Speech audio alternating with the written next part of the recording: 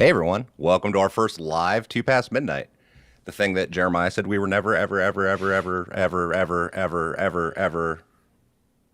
do? Was that Yeah, right, but nobody fucking listens to me. There have been so many times Jeremiah said we're never not doing doing that. And then we do it. And then we do it. We just coax them in. Little baby steps at a time. Come on. A little more. We start with one finger. He didn't flinch as much as I thought he would. No. Let's see what he does with two.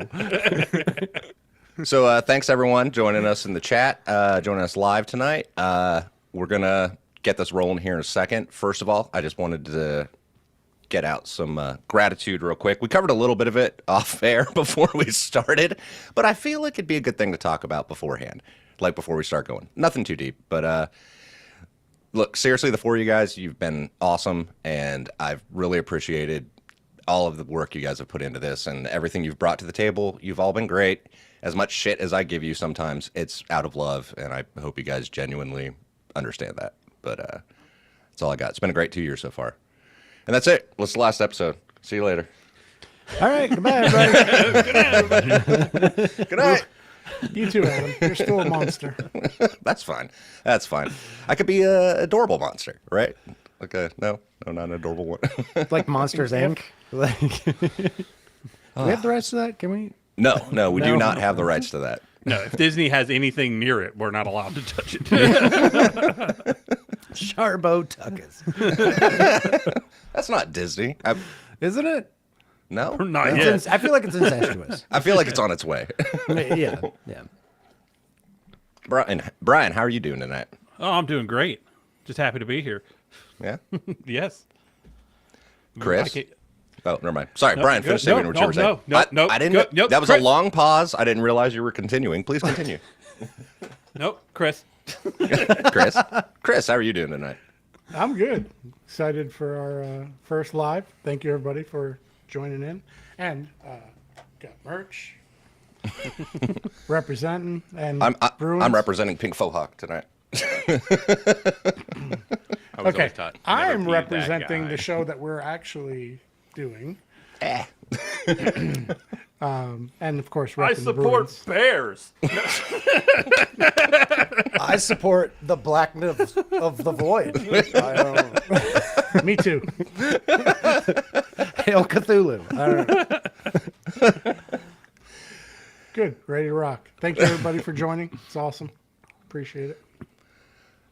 Jeremiah, how you doing tonight? Oh, I'm doing great. And we're still not doing this. Everybody turn your shit off and we're leaving. We're done. We're done here. It's funny because we've done numerous live things, just not this show specifically. Yeah, I know. And That's that easing it in. The reason why is because I was terrified that the quality of our show would be diminished if we did a live thing, but we've done enough live things to this point. That'll be all right. yeah, we've gotten the practice. And on that point, Jeremy, that was something I did want to mention. Part of the reason we've actually started doing these things live and not just, recording and then cleaning it up afterwards is we've recently made some drastic improvements to our audio quality, which is thanks to our patrons.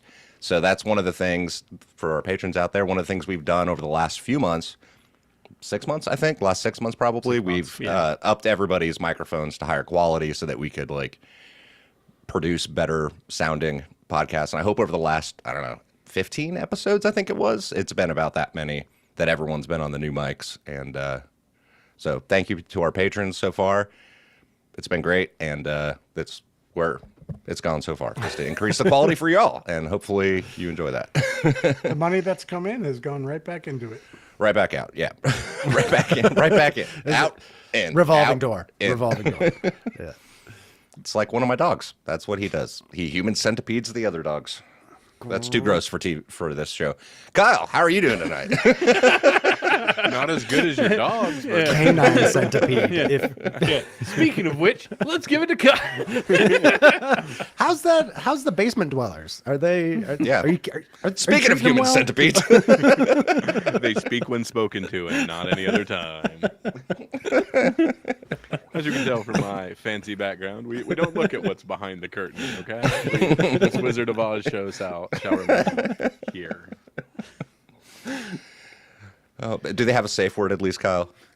They have several. They don't work, but they insist on having a few. They don't work, but they insist on having them. Harder, faster, and stronger.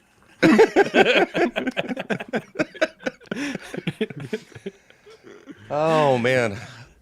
Just for reference sake, this is not appropriate for kids, so yeah, never has been and never will be. And I was told I had to behave. Well, now I got Daft Punk stuck in my head. Thanks, Kyle. One. Oh man. So yeah, I don't want to spend too much time Little roofie doing for me, little roofie for you. talking about people's weird basements, but we can move on to something more podcast related at some point. Oh, hey, I got a fun fact. Yes, Brian. Okay, bear shirt. Uh-huh. I have worn this every time we record 2 past midnight since Emmett killed the bear. And never washed it. And it's, yeah, it stinks to high heaven. Luckily, you can't smell through these awesome new microphones we have. They're pretty close. They're pretty Yeah, close. that's, I've been looking into those, but they're really expensive. We need to A few increase more our patrons, and boy, Yeah. you got it. yeah. Well, trust me, I think mine and Kyle's mic, everybody's better off. Give us more money, people. Like nothing stinks like a sex dungeon. you can get smell-o-vision. It's me. Hi, I'm the problem. It's me. Oh man. So I will apologize if at any point you guys start hearing dogs barking in the background before I mute my mic. It's because my wife's not here. She's going to be home in any minute, and she had a thing she had to go do. But always, whenever she comes home, the dogs will start barking. So if that happens, that's why. And I'll try to mute it before it becomes too much of a distraction or turns into a sound effect in the game. But Has happened before. has happened before. It has? Well, that was from Sirenscape. I used those from Sirenscape, the dogs barking. But back in whatever fucking episode No, that was. Stanley barked Which one? during an episode. Oh, when yeah, there but I when there were trimmed that dogs, out. But there were dogs in the episode at the time. That is true. That is true. So speaking of which, do you guys have any thoughts of where we are right now in the storyline? What's going on? Ideas? Things that, thoughts, opinions about where the characters are right now? The main team? Brian? No, that's the Main team. M-A-I-N-E. Main. Sorry, you know team. how this brain works. Or doesn't thereafter. I mean, we were pretty much headed into the belly of the beast the last time we cut it off.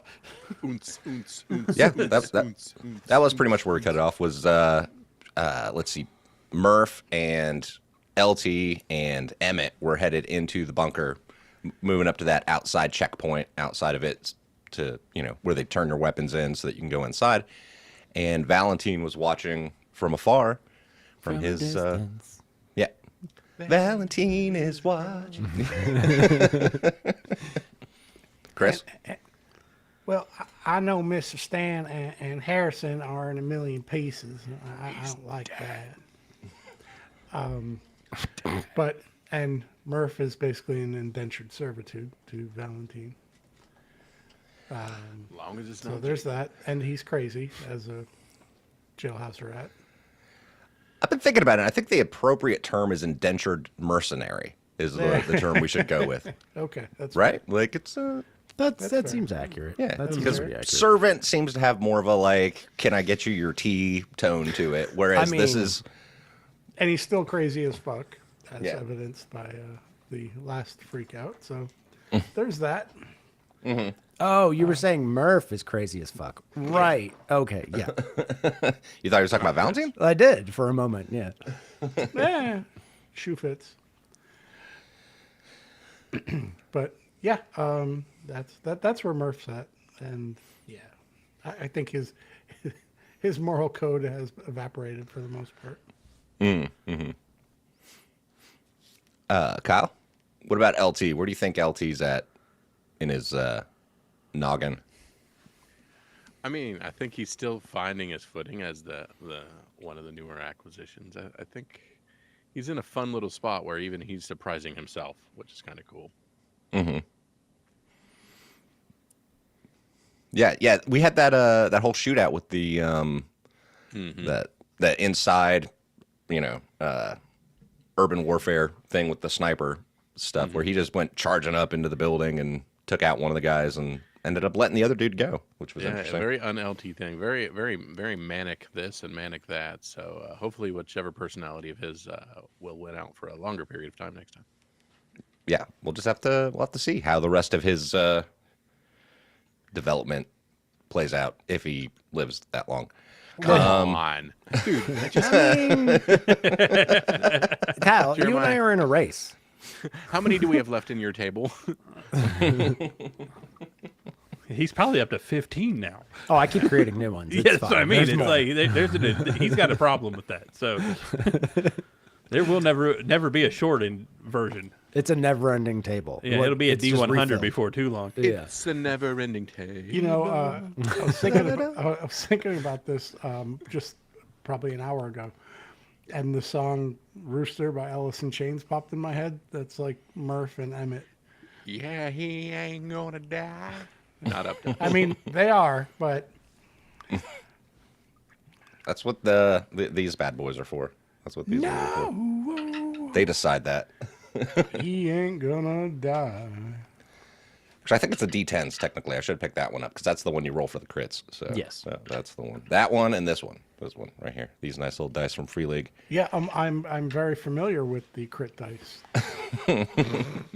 Just not rolling them on other people. All right, so for anyone out there that's not familiar with the way we've been doing the live shows, the way we usually do it is we'll record what ends up being like one episode first, and then we're going to take a break somewhere in the middle, and probably we'll walk away for a second, come back, and Intermission. everyone, a little intermission. There's not really going to be an intermission video because I didn't have time to make one.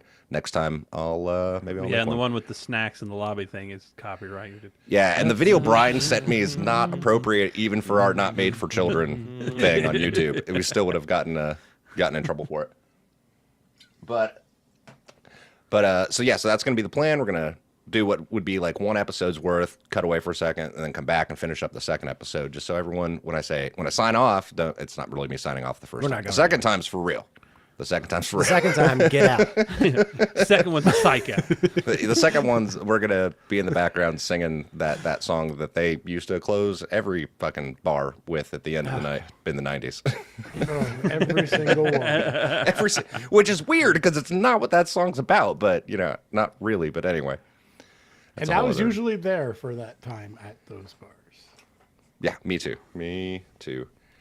And then I'd go find somewhere else to go. Anyway, we're not here to talk about all those things. But so that's going to be the plan for this. And I'll end up cleaning this up, put it out there on our normal podcast feed. So if you're listening to this now, sorry you're hearing me babble about what it's like when we do the live thing. But you can go watch it on YouTube or not. That's fine. It's up to you. Do whatever you want. It's free country. And And the Mostly. cleaned Kind up of. edited episodes will release as normal. yeah, well, they're going to be cleaned up. They're going to be less, quote, We keep edited. telling ourselves that. They definitely won't be PG. They won't be PG. They I never meant are PG. cleaned up sound quality. Sound wise, noises like this won't be there, hopefully. But anyway, because that's usually what I end up doing. Just say it. Kyle. Say what? Kyle. It's not just Kyle, but that's not the point. That's not what we're here to do. This isn't a complaint about Kyle's track. We'll do that some This other isn't time. a Kyle intervention podcast. No. But We had that one last week. we did. I don't know if that was an intervention. That was a bitch fest, is what it was. Yeah, that was. We all complained about random stuff. Session. But yeah, so we're gonna go ahead and get the ball rolling on this, and storyline wise, kind of moving from there. Unless anyone else has anything else guys want to say before we actually get going. Brian, Chris, Thanks for listening, everybody. Jeremy, Potato. Kyle. Hard to follow that. All right, so this is where we're gonna open. 15 minutes in, we're gonna open with we see the field where Anderson and Butler and Keanu were pinned down with gunfire. Butler had just shot the guy that had the sniper rifle, and another guy had gotten up and moved over to that same position. Because Butler had just shot that one guy. I believe you had Overwatch on him at the time. Yes, now that's coming back to me. Correct. Right, which means at the beginning of the next turn, you would be able to shoot at him. But before you get a chance to, you hear another shot come from the tree line, a little bit down the ways. And Keanu gets hit in the helmet, and you see him drop. Poof. And then you start looking out, and you see about a dozen people starting to flank out around you.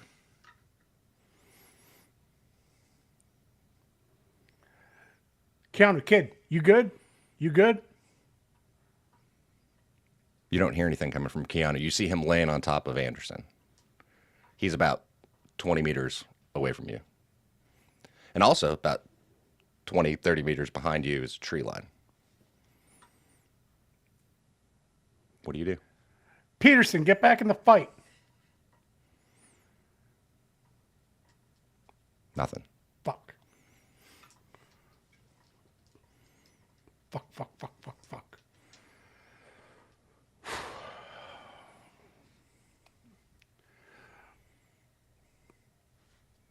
He's observing, trying to weigh his options here. You start hearing more gunshots come from the tree line. Shooting down your way. Peterson. Anderson. Either of you. You don't hear anything other than gunshots. Yep.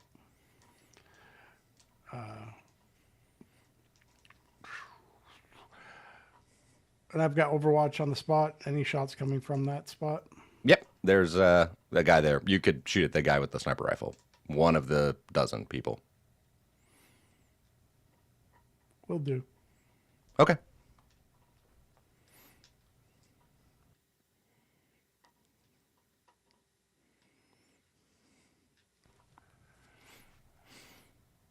All right. It's going to be a negative for the terrain, too, because it's in the tree line. So that's a -1. Okay, -1. It takes me to... I'm an A and C. They'll take me to a B and a C, correct? Not an Yep. A and a D. Right.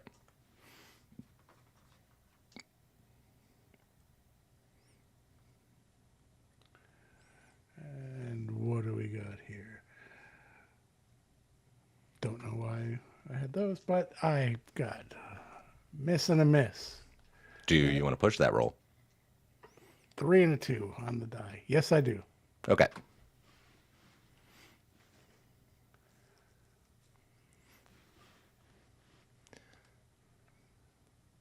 Holy shit. A 1 Uh-huh. and a 4. 0. All right, your weapon takes a point of reliability damage.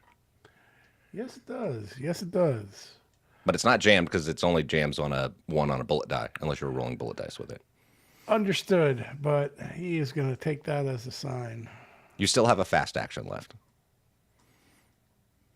Because if you had Overwatch, it would be your slow action that would be used to shoot. You still have a fast action, theoretically, if you wanted to crawl towards the tree line. Or Sorry, towards guys. Anderson and Butler. Or, I'm sorry, towards Anderson and Keanu.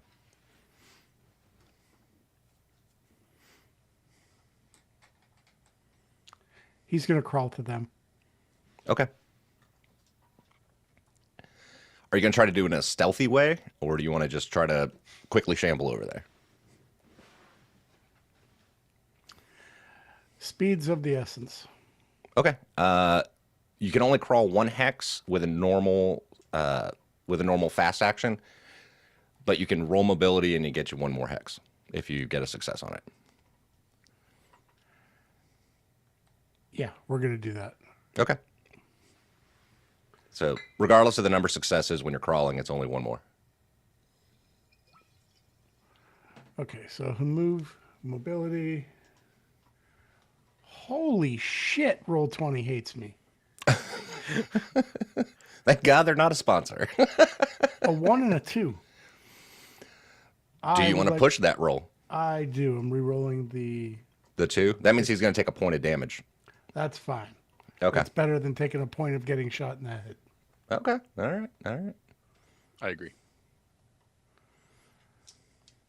2 successes. Okay. So you take a point of damage. 12 on the die. All right. You take a point of damage, and you were crawling to Anderson and Peterson. Yep. Okay. So you're able to get to Anderson and Peterson. But right about then, a shot rings out. And they're going to take a negative because you're prone.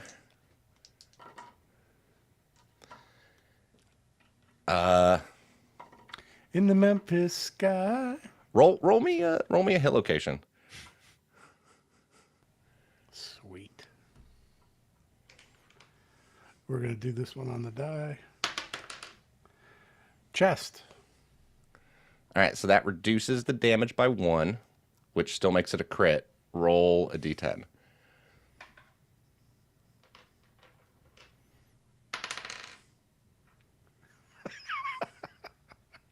What did you roll?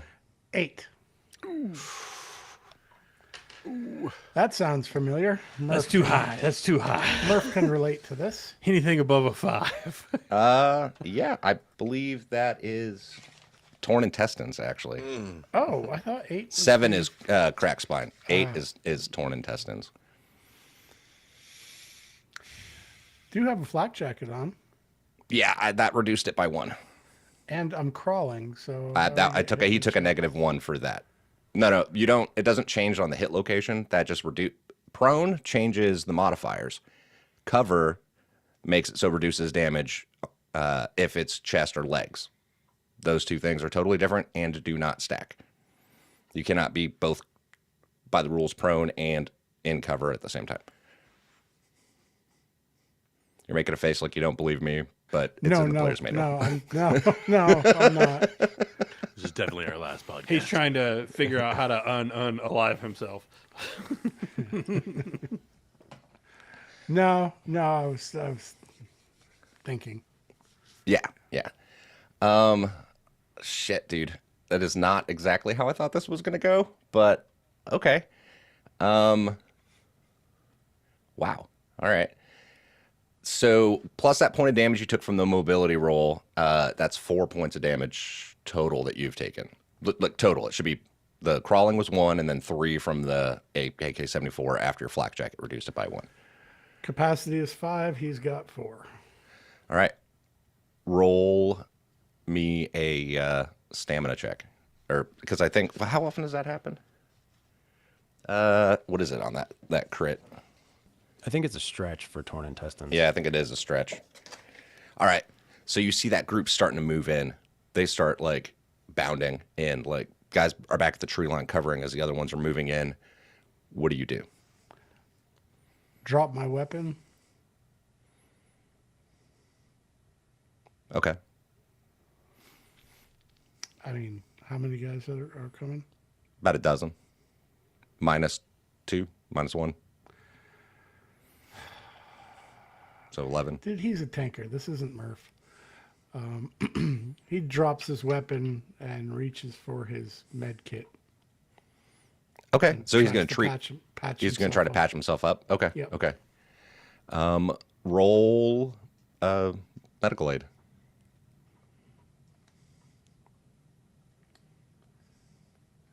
Nothing and a nothing. Just a nothing. It's only one. Yeah. dice. It would take a full stretch of that anyway to do that. And I think actually you take a negative when you're trying to stabilize your own crit, by the way.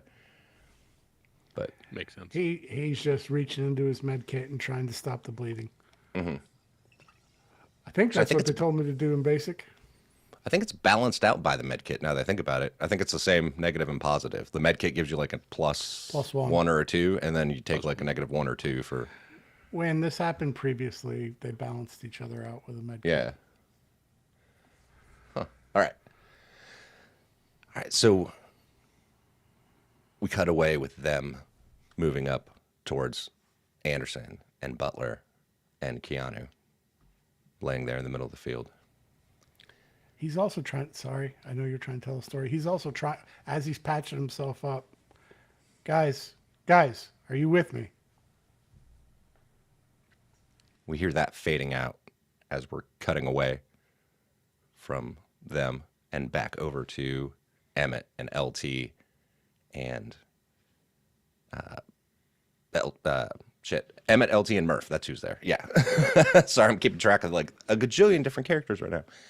Emmett and LT and Murph are moving up towards the checkpoint at the bunker where they're getting ready to turn the weapons in. So a couple guys approach you. It's nighttime, and because you guys wasted a lot of time at the radio station, and this one guy comes up to you in civilian clothes, and another guy comes up that's in like the Polish uniform. He's got like the red armband. And you didn't see this there before, Murph, when you were there, if I remember correctly. You didn't see the Polish, like the militia guys from Krakow that were there. But they come up and they're like, you need to turn over your weapons before you can go in.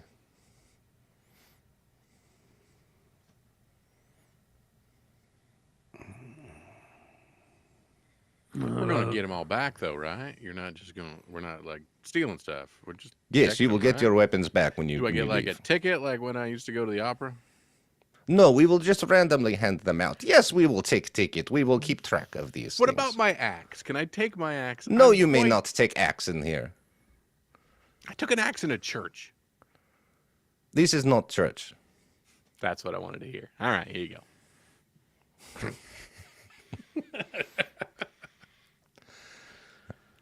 All right, so what do you hand him? Your axe? I hand and- him my axe, and I don't have an M9 anymore because Yeah, I think you said you just took your axe, if I remember correctly. correct. I left Yeah. weaponry hidden under my bunk in the well-hidden V-hole. Right. Emmett, did you bring any weapons with you? I can't remember. It was just the. I honestly can't remember. It's the object I picked up from the scrapyard. Oh, the So club. I think we called it a spiked bat, but Yeah. I think we flavored it a different way back then. But yeah, Yeah, I just okay. I just have my melee weapon. That's all. Okay. Murph? I'm trying to remember. I think he said he took his M9 in the chest holster. Yeah. Oh. That was my memory, too, was the M9. So he he takes it out. I want this back. Yes, of course. You will get it back. And then the militia, the soldier hands it off to the other guy that's there in the civilian clothes, and they start walking you towards the bunker. You can see the front door, and you can kind of hear the muffled sound of the bass coming from inside as you're walking closer. And you hear, doof, doof. Did we get a ticket? Not yet. You're not there. And but they also don't want you with your weapons walking up to it, so they're stopping you well before that point, before they check them up there. I know this is kind of a serious situation, guys. Doesn't this kind of remind you of those westerns where, guys would ride into town and head into the bar, and the moment they go to the bar, they're like, "We need to take your weapons, guys," and they'd pull off the belt, the big leather belts with their guns on them, and they'd hand them over, and the sheriff would be like, "You can have these back when you leave." I'm sorry, I'm on a tangent. Settle down there, LT. I mean, Do you realize how long it's been since we've been to a bar, or a club, or whatever? I know, but come on, you're not gonna go full cowboy on me right now, okay? What? I mean, Well, Just LT. take a breath. LT, this is basically the Wild West at this point. Hey, LT, you remember those movies, right? I do. Okay, when the guy rolled into town with his 6-shooter on and got it taken from him and stuff, most of the time he was what you would call stoic. I know you have an acting degree. Can we act like we're stoic for a minute so we can get through this? Don't know if I can handle it, but I will do my best to be the John Wayne. Is that what you're saying, John Wayne? Yes. How Yeah. about More this? John Wayne, less Nathan Lane. Thank you. Okay. Maybe some more like Clint Eastwood, Fistful of Nathan Dollars, where he Lane. shuts the fuck up. It's less Nathan Lane. No, that's And how about you act like you've been there before? Now all I want is spaghetti. Anyways, let's go. That really got Jeremy. Nathan Wayne. They're so diametrically opposed. It's like John Wayne, Nathan Lane. That's funny. I mean, it really worked. The joke really worked. Oh wait, was I it? saw It was both of Nathan yours. Lane, yeah, John Wayne, like and Nathan Akuna Lane. Matata. Like fucking More birdcage. John Wayne, Birdcage, that's less exactly Nathan where Lane. my Oh mind my is. god! I pierced the toast. I knew we were gonna hit Disney at some point. Oh, fuck. All right, so as you guys are talking about this, you get closer up to the bunker. You can, as you look around, you can see other people headed there, and you can see other people getting stopped further out and getting, like checked before they get there, and like handing the weapons over and being escorted up. Yes, Chris. We don't have an escort at this point, right? Yes, We're you walking... do. Oh, we No, still you do? have an escort. Yeah, Okay. the guy with your weapons is walking with you. Okay. Yeah. Because there's something I want to say to these guys, but not in the earshot of... Not that kind of escort, Chris. Again, I'm the one that's supposed to be here. Would you like to try to say something to him in a way that this other person wouldn't notice? I'll wait till we get in and get to a table or something. Once you're in the loud club, so you can yell it. I'm just kidding.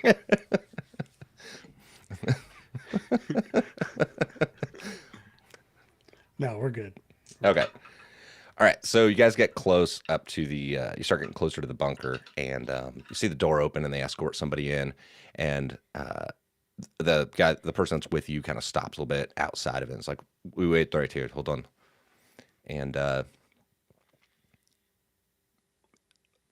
few minutes later, after that person goes in, they come back out, and they open, they come back out the door, and they're like, all right, next, you can come in.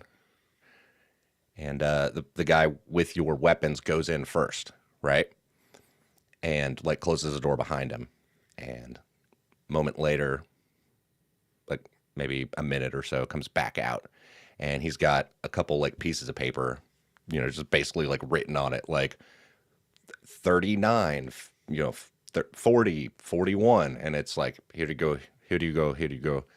You should keep these to make sure you get your quote weapons back. Don't know that the quotes were necessary, but thank you, sir. It was more about his pipe, or whatever it was. It was like a piece of like sharp metal from a junkyard, basically. Yeah. Yeah, Much it was appreciated. some kind of rebar or pipe or something. I'm And, sure it's probably still not the strangest thing he's seen turned in. Yeah. Not in the world that we live in now. And So what number did we get? 39, 40, and 41. It doesn't matter. I mean, Hey, okay, that's fine. I just Yeah. wanted to make sure it wasn't going to be something I had to recall. Like, No, no, what, that's- Do you remember your ticket number? Nope, I don't. You got no, your I ticket? can't say that I do. take your ticket. Do Take a ticket. All right, guys. The good news is, if my calculations are correct, there's only about 3 dozen people in this bar, so that's a good thing. It's an interesting assessment of it, but Well, we Yeah, were I just was waiting handed to hear the essentially a assessment population. once we got in. yeah. All right, so the door opens up. They let you in. They're like, go ahead, you can go in. And like when it opens, and we're gonna go to a map. We're gonna do this. That'll be fun.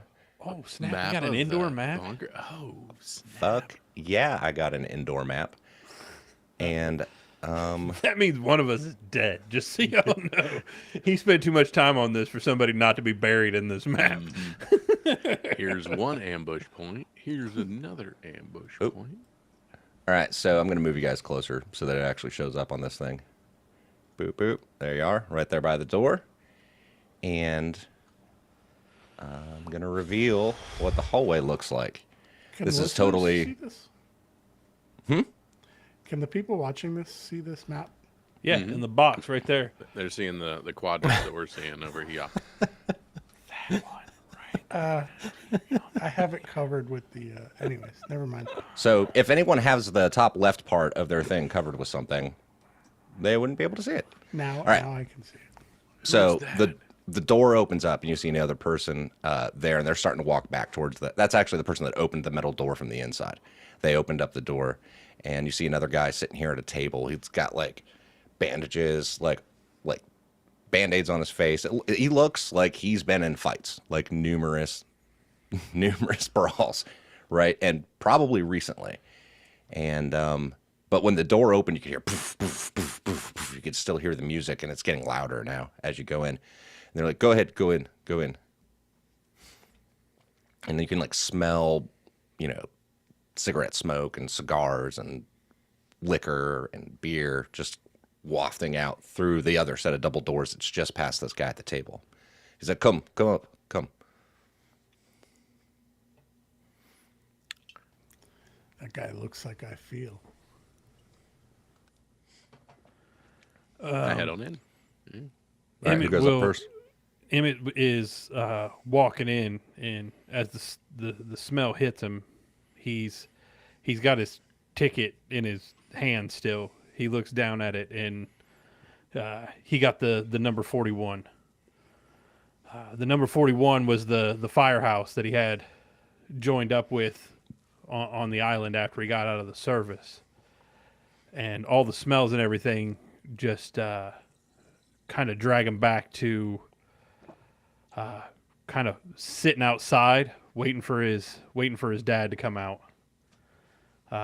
Kind of baking in the hot sun, playing with rocks, waiting for his dad to come out of the bar, and he would catch a whiff of what he's basically catching a whiff of right now every time the door would swing open and close as everybody was coming and going. Emmett would spend hours just sitting out front waiting, and he's feels a tightness in his chest as he proceeds inward because he hasn't really set foot in a bar since.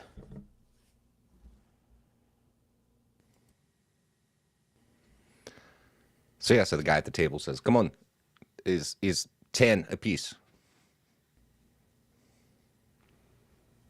You got to pay cover to get in this shithole? Yes, helps with security. Fair enough. I just assumed it was a 2-drink minimum. There's that too.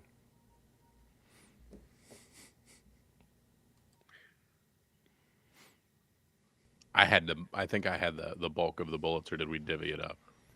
No, you had all of our wares. You were the mouthpiece at the yard.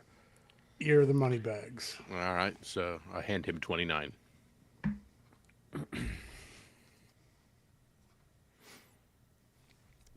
He counts it and says, "Wait, you were handing him 29?" So he's Yeah, like, "You are one short." Oh, my apologies. Kyle, do you go into the dollar store and barter with them on the price of stuff? Are you sure there's tax on this? I don't think so. And technically, now it's the $1.25 store. I know have full issues well with where it. he comes from. You barter for everything. Can I give you a slightly used bottle of liquor for that item? I will buy you. I will gladly pay you for a cheeseburger. Yeah, that whole Okay, time. you Tuesday for a cheeseburger today. Today. Yeah. All right, so you give him the 30 that he's The 30, asking for to yeah. come in. All right. And you hear him like tap, tap, tap, and he like taps on the door. And all of a sudden the door behind him opens up. Oh, shit. What the fuck? Sorry, I have a thing on the wrong thing. Doot. We're moving layers. Yeah. Usually this is the shit that normally gets edited out. So the door behind him opens up, and then the music really kicks in, and it opens up to a much fucking larger space behind him. I'm hearing Lords of Acid coming out of the doors. Sure, yeah, we'll say Lords of Acid. That's a great. Right. Hold on. Just to clarify, we had a checkpoint and then 2 hardened doors with security at each door. Yeah, checkpoint door, pay door. before we got in. So yeah, you've got a set of 2 Yeah. security doors to get in. And that door behind you is closed before they open the inside door, like an airlock. Yeah. Like a Yeah. prison. Yeah. Or a Yeah. kill When box. you go to the zoo and it's the birds, you got to shut Or the a door. security checkpoint where they don't want people coming in trying to kill some dude. It's weird. or that. It's almost like that's their general strategy is to not die. But yeah, so the door opens up and you just boo the bass from inside, just like doof, doof, doof, doof. You can like feel it on you. And this is probably one of those first times, you know, other than like hearing music being played over the radio that you've heard a couple times, or like the band that was playing on the street, that you've heard music at this kind of volume. You know, like it's been a while. And it's Lords of Acid, like Jeremy said, which is great. It's great. Great touch. And the guy says, come on in. And inside, you guys can move your tokens, by the way. Those are your tokens. So move your token. Move your tokens. The door is back. So Bruce runs around the corner and over to this other little thingy over there. Is that right, Kyle? Okay, thank you. All right, so you guys come Sorry, in. I thought the door was behind him. No, It's okay. no, I sorry. wasn't 100% sure I was in the right spot either. I just went for something. I'm Right just happy you were the one that was wrong. Is where the door was. The door's right here. So it was like door, boop. And yeah, so you come in, and one of the first things you see is Jeremy, are you able to access First Sergeant in such a way that if I make something bigger, you can Yes. make it smaller again? Okay, Yes. cool. Because I kind of want to show an image, because this is from the book, Urban Operations. This is the artwork from in Urban Operations of what the nightclub looks like inside the bunker. That's With the actually With the tiger. fucking really tiger. cool. There.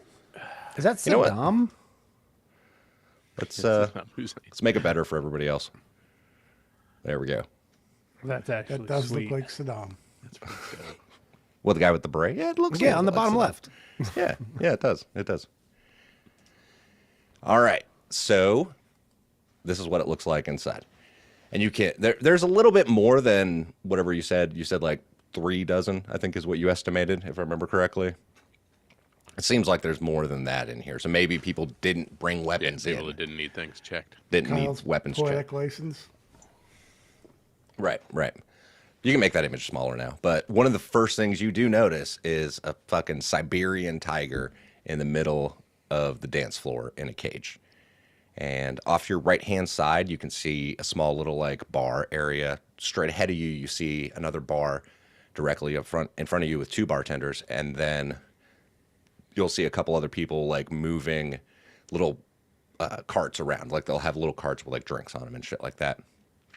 And a whole fucking bunch of people inside. And the music, you can tell the DJ is actually down here to your bottom right. You can see, yep, that guy. And so to the southeast corner. And this is what you got inside. What do you want to do?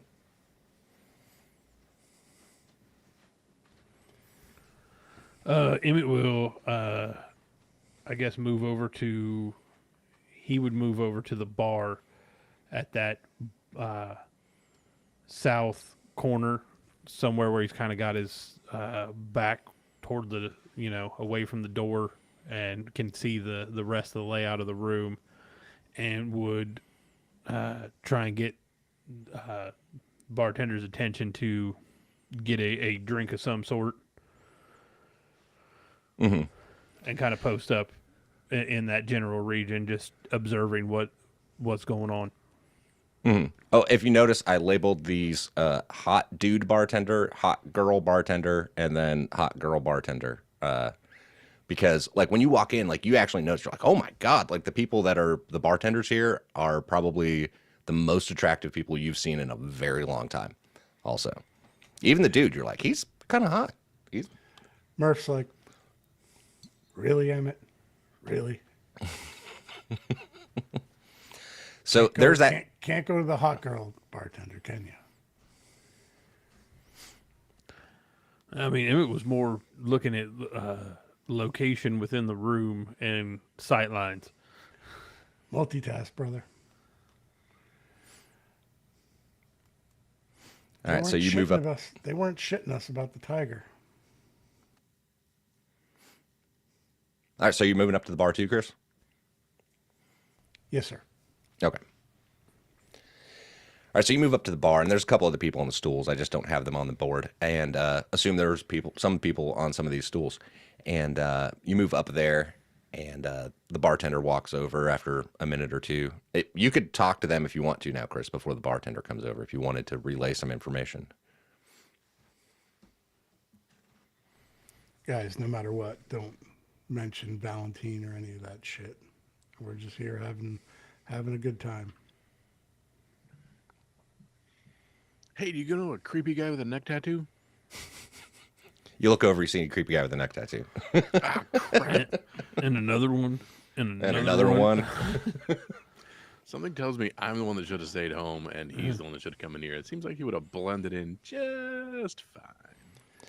Hey, Moneybags, why don't you get us a couple of drinks? I want a beer. So one of the things you do notice, I'm just going to give this to you guys. You actually see some kegs behind the bar, but they're like wooden casks, like wooden kegs, right? Not like, modern steel kegs. They're like, old school, medieval fucking kegs. And 'Cause that's how they're making shit now. And the guy walks up and he's like, can I help you? Let's see here. We'll just take 3 of your, probably just basic beers, whatever you got here. I mean, what's your most popular drink of choice? This is our beer. This is the beer we have, is what we have on tap. That sounds really good. Locally brewed. Hey, excellent. Let's just start with 3 of those. All right. 5 apiece. Can do. Hand him 15. Okay. He walks over, gets a couple pint glasses, and starts filling them up. And you guys talking about anything as you look around and kind of scoping the area? Somebody roll me a recon roll. We'll do recon roll now. Best or worst? Best. That would be. Oh, and that's Murph for sure. 2 of us is just enough to stay alive. And not Yeah. always. I'll roll the recon. God darn it. Are you fucking kidding me? Never mind, Murph's gonna get us killed. 2 and a 3.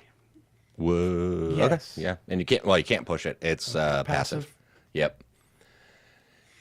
We're in the bar by ourselves. He's too busy looking at the hot girl That's bartender. exactly what I was going to say. Murph is 100% ogling the hot bartender chick. Yeah. Yeah. Down at the other end of the bar. Yeah. Yep. And wishing that Emmett had sat on that end of the bar. Yeah, exactly. So as you're sitting there and the guy's filling up your beer, you notice another guy comes walking through the front door to the where you guys have just come in through, and he comes walking straight over towards y'all, and he's like, he goes up to Emmett and he's like, would you mind scooting down a couple stools, please? This is where I sit. So, Well, I'm going to call you Norm. Not a problem. We're just getting our beers here. Name's LT. well, nice to meet you, LT. If you don't mind, please move down a couple stools. How many down do I need to go here? The couple is generally assumed as 2, but Well, I'm just. whatever. I'm all for the locals having their spot. I just didn't know Yeah. how far I had to move down to oblige. Yeah, so he comes up and he like waves at the bartender and kind of sits there. Doesn't do anything else, just sits down. And bartender turns around, hands you guys your 3 beers. And so anything else you need, let me know. I can help. The bartender says that. And then goes down to the, guy that's sitting there at the end of the bar and, just kind of talks to him real quick. So the guy that came in that let us move, he didn't like react and immediately go to get his order or anything and be like, Nope. Okay. So No, and the like bartender he didn't sits. act like he was a big deal. No, the bartender didn't act like it was a big deal. And actually, the way what you see is you see him sit on that stool, and he's like not even really looking at the bartender. I mean, he's kind of like, but he's more so looks like he's looking out at the crowd.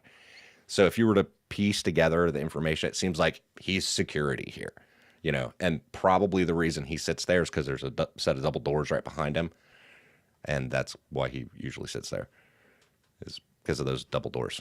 Yeah, that's why I was sitting there too. Yep. Sight lines, a 'cause set of of the- doors. I mean, I was looking for something. Oh, Yeah. Jeremiah 'Cause failed the- his the recon bartender roll in the tank 'cause top. I didn't even see those. Yeah. Yeah. Murph's happy. He's closer to the chick bartender. Yeah. Yeah. Obviously. All right, Yeah, so guys, the- I'm going to check out this tiger. So what is your guys' plan? So you're going to go check out the tiger. What are you going to do, Emmett, and what are you going to do, Murph? As music's thumping. Emmett is kind of just scanning the crowd. He's, kind of taking inventory of the clientele. He would be looking for the group of guys that we had just talked to that said they were headed this way. See if he sees them, see what they're doing, and really just trying to see if there is any. Looking for somebody who stands out as far as you've got your normal crowd, you've got the people who are here that's just hanging out, and then looking for those who are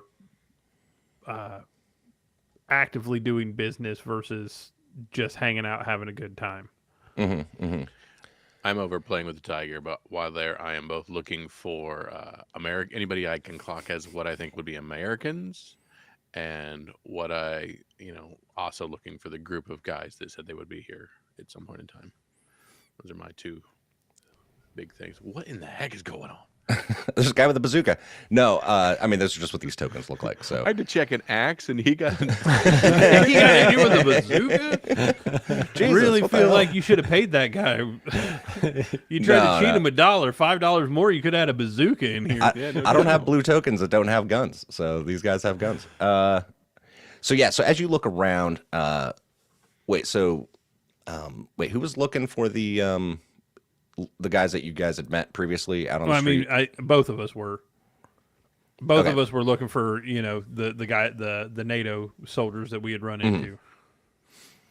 Right. But Bruce was walking up to the tiger, so we'll deal with that as him going to the tiger. All right. So what were you going to do, Murph?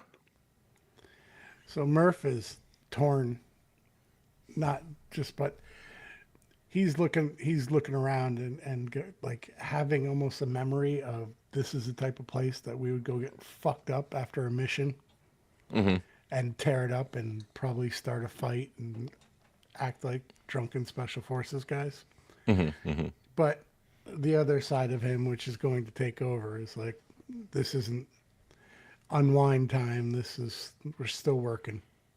So he's still half looking at the hot chick and then now more doing an actual security sweep and reconning the room, checking everybody out, looking where the guards are posted, like the guy that's sitting at the chair or at the stool, looking for other exits and other security, and like Emmett hinted at a little bit, looking to see, Kyle or LT, bigwig types and how they're treated, and main thing too, focusing on the door to see new people coming in. Sure thing. I will base what you see off of your recon roll. Also, I want to add one thing. I'm just fucking with you. Does the tiger look well nourished, or does Yeah, you walk up and the tiger does look well nourished. As you walk up, you're like, "Roar," and like roars and like, kind of like swats at you, but like it's in the cage, so it can't really get you. But yeah, over the music, even thumping in there, and everyone else is like, woo, and still fucking dancing around, and it I seems give like the everyone's tiger having a great little old time. claw back, and then I look back at the other two, and I'm just like, tiger.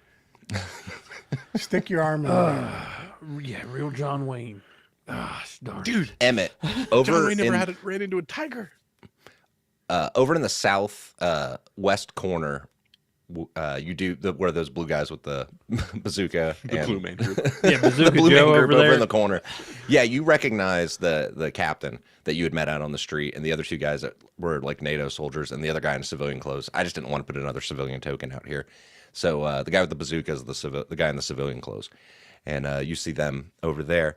The other thing you see is these gray things that are here in the map are actually like mannequins that are like seated around in areas that are like almost like they're patrons, but they're just mannequins also like decorating it. So like up here in the top corner and right here, like shit like that. There's kind of mannequins strewn across like all over the place, kind of like sculpture, artwork inside of this kind of used as ambiance inside this club. Oh man, we are doomed. And but they just look like immobile mannequins, not like the kind that will come out and try to eat you. I was totally thinking of Yeah, I'm having Cyborg. cyborg Yeah, flashbacks. yeah. It's like these things are gonna kill all of us. And yeah, so that's kind of what you guys notice. You see that group of people. No one else really stands out at this point. I mean, everyone kind of looks like you see, other people that are in NATO uniforms, other people that are in civilian clothes, and you see some people in Soviet uniforms. You see people in like Polish uniforms. It's kind of a mix in here, and no one's, starting shit at the moment. which is what we want to see. We want to see what happens when somebody causes a ruckus. You see that door open up that you'd come in, and that guy that has the like beat up face starts to come in, and kind of stands off to the side and is like looking out and scanning over the crowd. And you see some other people come through the door, just like normal patrons. And as it's going along, the music changes. It changes to a different song. We start hearing Ministry coming through the speakers. And you can see the guy over at the DJ over there, and he's like, kind of jamming out to it. And we cut away for a minute, right? And we hear a radio broadcast. We hear that priest that had walked into the radio station while you all were there in the robes and stuff like that. And we can hear him on the microphone. He's saying this in Polish. And he says, "I looked, and there was a white horse, and its rider had a bow. He was given a crown, and he rode forth victorious to further his victories. Another horse came out, a red one. Its rider was given power to take peace away from the earth, so that people would slaughter one another, and he was given a huge sword. When he broke open the third seal, I heard the third living creature cry out, 'Come forward.' I looked, and there was a black horse, and its rider held a scale in its hand. I heard what seemed to be a voice in the midst of the four living creatures. And at that point, we cut away, and we see the market where Alexander was, and he's talking to somebody, and he's kind of like arguing with him, but we can't quite hear what he's saying. And he's like, arguing with this guy, and the guy's like got his hands up and is like, what do you want me to do, type thing. And it said, "A ration of wheat costs a day's pay, and 3 rations of barley costs a day's pay. But do not damage the olive oil or the wine." And we see Alexander walk back over, and he takes the sign that he had the food prices on and scratches it out and is erasing it, the little chalkboard that he had, and he's writing 15, 20, like marking up all of the prices that he had by like 50%. And then we hear the radio host again. He says, where was I at? Sorry. Inflation everywhere, y'all.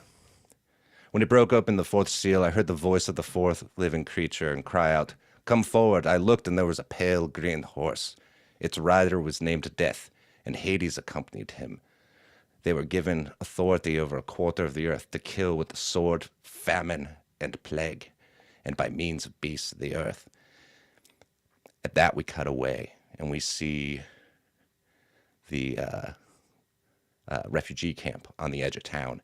We can see people that are sick, and we can see people that are, obviously infected, whatever plague is going on. You can see the security's like increased on the outskirts of town, and it's like they've completely fucking locked down. like any kind of entrance into those points. You can see the different checkpoints on the edge of town are like built up to the point where they're like, nobody's fucking coming in, right? And we cut away from that and we go out to a village out on the outskirts in the countryside. And we can just see, like, in the night, we can just see, like flames, like as if they're from flamethrowers, like in different huts and different cottages and stuff like that. And we see Jacob comes walking up. And he walks up to the, he sees this village off in the distance. And he can see some, like, flames, but he's a few miles away from this at this point. But he sees some guys by the side of the road. They've got a pickup truck, and they're kind of like right there at the road. And since it's nighttime, he didn't really see him until he got close up. And they're like, "Can we help you?" Adam, Yeah. can I spend those 10 challenge coins now? Be my guest. Done. 2 years. I was holding on to those for 2 years. So in Holy perfect smokes, blow Polish, the dust off of those. So in perfect Polish, he goes, well, like, he still sounds kind of like this, just it's in Polish, you know? Like, dude, like, what's going on with the village over there, man? Like, okay, so, like, I'm heading south, right? I'm trying to get to Krakow. But, like, dude, what's on the way over there, man? This village is closed. It is infected, contaminated. You should not come through here. Oh, shit, should. dude. Like, what's it infected with, man? It's disease. Like, yeah, but sure. Like, which one, man? Is it like Is- polio or smallpox? is new plague. You know? New plague we have not seen before. And we see a blue pickup truck Fuck, man. sitting there by the side of the road. Like, dude, that's like some biblical shit, man. And they say, if you would not mind, we would like to take your temperature first. You know, they are disposing of corpses right now. We just need to make sure you're not sick. Yeah, So dude. Like, I don't think I've been around anything, man. But like, yeah, let me know. Wait, corpses, Yes, people Like, that how- have died from disease. dude. So this isn't like, like cough, like. No, is Flu. not like Yeah, like dude, this take my little temperature. cough. Do you guys have medicine? Like, We do. We have medicine if for people to try to treat. but but apparently your medicine's not working. is man. 50-50, you know, 50-50 on if it works or not. I don't know why I'm doing the accent. We're talking in Polish. Sorry. It is 50-50. I don't know if, you know. We'll have to All see. right, dude. Yeah, take my temperature, man, because I want to know. Yeah. All right, so they take the thermometer and they put it in Jacob's mouth. We cut away from here, and we see LT with the CIA guy that's been traveling with him and the rest of his platoon, and they come walking up, and they see this old, like, building off in the distance, and you realize, LT, that's the spot, that's the building that you're supposed to go to. And Noah comes up and it's like, yeah, this is the place. And you can see a couple people standing out front, like armed guards. And he's like, you don't need to come any closer. We're good. Should be good now. But thank you very much, Bruce, for escorting me. And hope you make it through this, man. You're muted. Appreciate it. Thanks. And he walks off towards this building. And we're going to end right there for the first episode. For 105, it's the end of 105. And stick around and we'll do 106 here in about 10 minutes. So, By the way, if not before that. What's up, Chris? fuck roll 20. I'm gonna roll with regular dice I've told you guys, switch to real dice, man. Yeah, I don't know why you were rolling on roll 20 anyway. because I didn't bring my dice tray up. I'm gonna go get it when I. You slacker. I've got There my I dice. am rolling make believe dice while playing make believe. So Hey, so real quick, I want to say hi to everybody in the chat. I see you, Snap Ninja, Charger8117, Brian, of course. Brian's always in the chat. Trey's Chonky. Trey, what's up, man? How you doing? One of these days we got to bring you in. Johnny124. If I say anybody's screen name wrong, I'm sorry. Harry Vice. Yeah, Harry Vice. Yeah. And sorry, I told Brian to not pay so much attention to the chat and try to pay attention to the game. Thank you, Brian. You're doing a good job. Thank you. We all know, if anybody knows anything about this show, that if you've watched me in the last 2 years, Brian has ADD, and I will zone out at whatever is shiny and new. So, and also want to say thanks to the Pink Faux Hawk guys. They sent me the shirt today. I haven't shown this off really on the air yet, but I got this from them. They sent it. I don't know why you didn't message them, Brian, saying you wanted a shirt. hey, I did after you actually got a shirt. I thought it was just BS, so I didn't do it. Now you have a real shirt, and I was like, son of a bitch, where's my shirt? Right. Oh, man. Like But, immediately, like, the shirts are real. Dang it. Yeah. I think I also want to take this time, since we're saying thanks to the Pink Faux Hawk guys, thank you to the AARPG, because you guys have been freaking great across the board. It was great hanging out with Nathan and Matt at Gen Con last year. You guys are awesome. Yep, and then they invited us to their anniversary party, and we didn't invite anybody because we're uppity. It's not because we're uppity. I just didn't want to have to edit that. I thought of that at the time. I was like, we'll bring them on for something else. Not for this, something else. And let's see, who else? 5GMs and Trenchcoat is another great one that we like out there. Big Campaign. Big Campaign. Dice of Thunder. Yep. Clash of Crits. Clash of Crits, also from Gen Con. We got to hang out with them last year. And, well, who else did we hang out with at Gen Con? Slay the Stars and Dude, Where's My Drift? We're all out there at the little, like, podcast meetup. Yep. And then, I mean, really, there are a ton of others. Monsters Rolling Dice, 2 Monsters Rolling Dice, which is actually like 5 or more 6 than 2 people. But it's definitely more than 2. But they decided to go with that name. I like it. And we've had, I mean, just so much support since we started this show out there in the community with, I mean, just our fans and other podcasts all trying to lift each other up.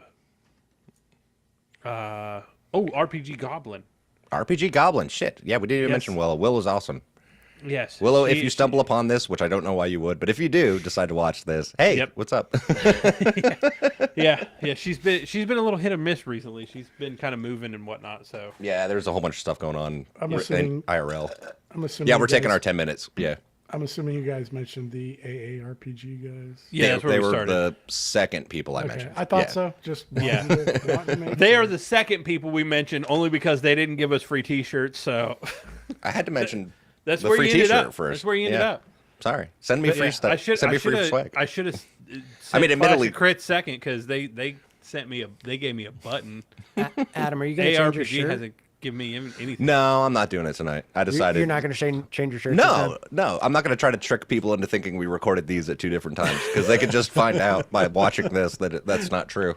Okay, so if this is the break, then I'm going to go. Yeah, we're on the break. Right. I would like to reiterate something. We were on a break. Yeah, go ahead. You don't have to stay for this, but I do like the idea of different podcasts helping as opposed to like being a-holes and like we're not helping the competition kind of thing, even if it's not direct competition. Right. Well, it's not competition. We're the second best Twilight 2000 podcast out there, right, Nathan? It's a running joke. Sorry. But no, it's cool community-wise. Yeah, no, I know, and that's what I'm saying is it's been great, and everyone's been really cool, and like in the Twitter sphere or on Facebook. Also, Steve Power, if you're watching this, you're awesome too. We got to figure out a time to bring you back on for something at some point. Definitely, that dude's a champion. Yeah. And there's a few other people I've met along the way that I'm like, we need to bring them in for something. So expect some more guests over the next year as I try to figure out some other games we can squeeze in between this, our soon-to-be new show, Rogues of Return, which is going to be the Patreon only campaign that takes place in Sweden with Marines that are part of a small crafts company. So that'll be cool. That'll be fun. All right, be right back. Stop making me meet new people. And no, it's too bad. Meet new people, Jeremy. I don't want Be to. social. That's my job. I'm usually the antisocial prick. Well, I'm just antisocial. You're just a prick. Well, no, I'm an antisocial prick. You're just antisocial. No, he's a prick too. Hey, I was just supporting what he said. I think he knows my feelings on that. Oh man. Wait, we're $1 or are we number one? Which one are we? Johnny 124 said we're $1. We're worth $1. I'm not sure. Oh, yeah. I'm fine with that. I'm fine with being worth I'll take $1. $1. I'd buy that I'd for buy $1. that for $1. Yep. Once one of the other three come back, Jeremy, that's when I'm going to walk away, and then that way I'm not leaving you by yourself with everybody. Oh, I'm fine. I'm fine. Speaking of which, I'm not if even anyone ever wants to comment on our audio quality and its great improvement, you can thank Jeremiah for 99.99999% of that. So it's all been Jeremy's hard work and learning how to do sound engineering. So Yeah, definitely threw myself right into that, bro. yeah, that's all on Jeremiah. But hey, anyone in the chat have any questions for Jeremy or I? We're here, and it's just the two of us. I'm willing to answer any questions that I'm willing to answer that I won't plead the fifth on. So ask a question, and I might answer it while we wait for everybody else to come back. Hey, Mom. Hey, Mom. Our mom's in the chat. She's so supportive. Mom, you're great. You guys are awesome. Thank I love you. you guys. I knew you meant number one, Johnny. I'm sorry. Johnny 124. I was just making a joke, but I like the dollar thing better. I think we're $1 is appropriate. Ooh, favorite moments over the last year. That's a good one.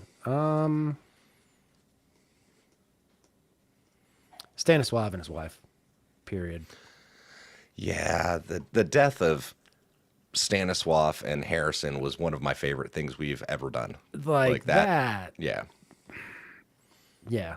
It was just a nice, beautiful conclusion to Stanislav's story because he starts out just so fucking awful. Like, even in my head, I was like, oh no, the only way I can have a character survive for very long is if they're already traumatized. He made it a long way. He made it a pretty long distance. But then to have that payoff of like finally getting the scene with his wife and like the thing he was looking for the whole time is fantastic. The cards really played into that.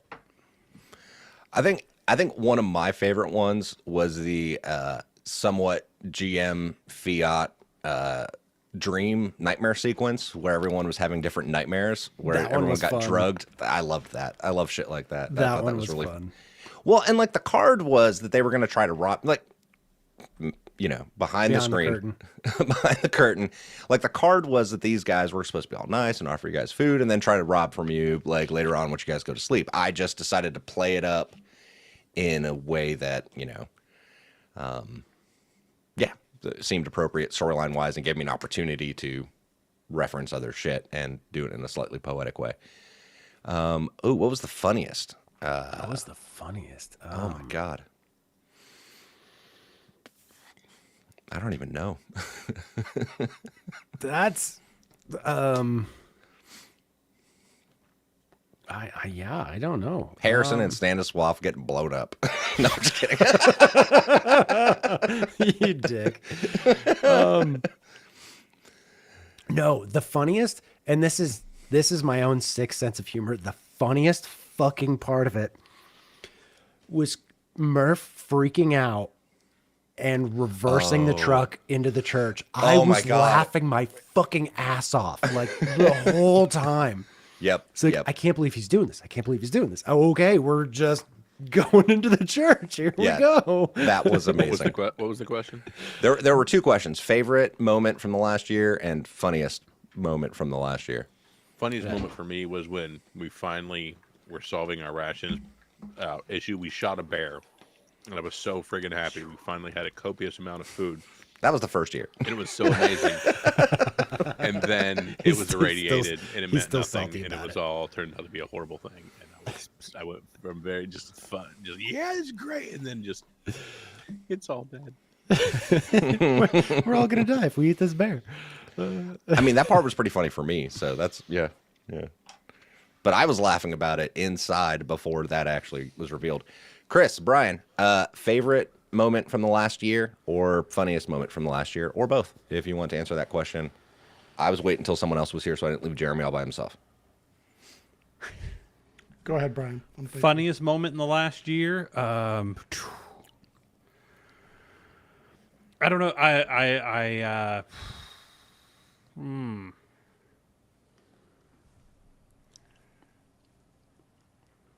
think funniest moment in the last year to me was Emmett's Hokey Pokey, because I didn't know what to do. Yeah, I didn't know what to do in that moment when I saw the we were being escorted towards Krakow. They took all our weapons, and I wasn't sure what to do in that moment. So Oh my god, that one was brilliant. Yeah, I forgot about that one. It's like, Emmett says, "Hands on your head." Emmett says, "Everybody on the ground." yeah. Oh my god, I forgot about that one. That one was fucking funny. Yeah, that was. I definitely didn't know what to do in that moment. And favorite or best? Yeah, what was the favorite moment in the last year? Also, Emmett's Hokey Pokey. No, my favorite moment in the last year was honestly the church fire. Oh yeah, That went off the rails so hardcore, so fast, it and really just did. like compiled on top of itself. Like we were all just standing there, like, "Oh, this went way Yeah. off, way quicker than we thought it would." It was a bad choice on top of bad choice on top of bad dice rolls, and it was Yes. just like and just fucking Yes. tumbled.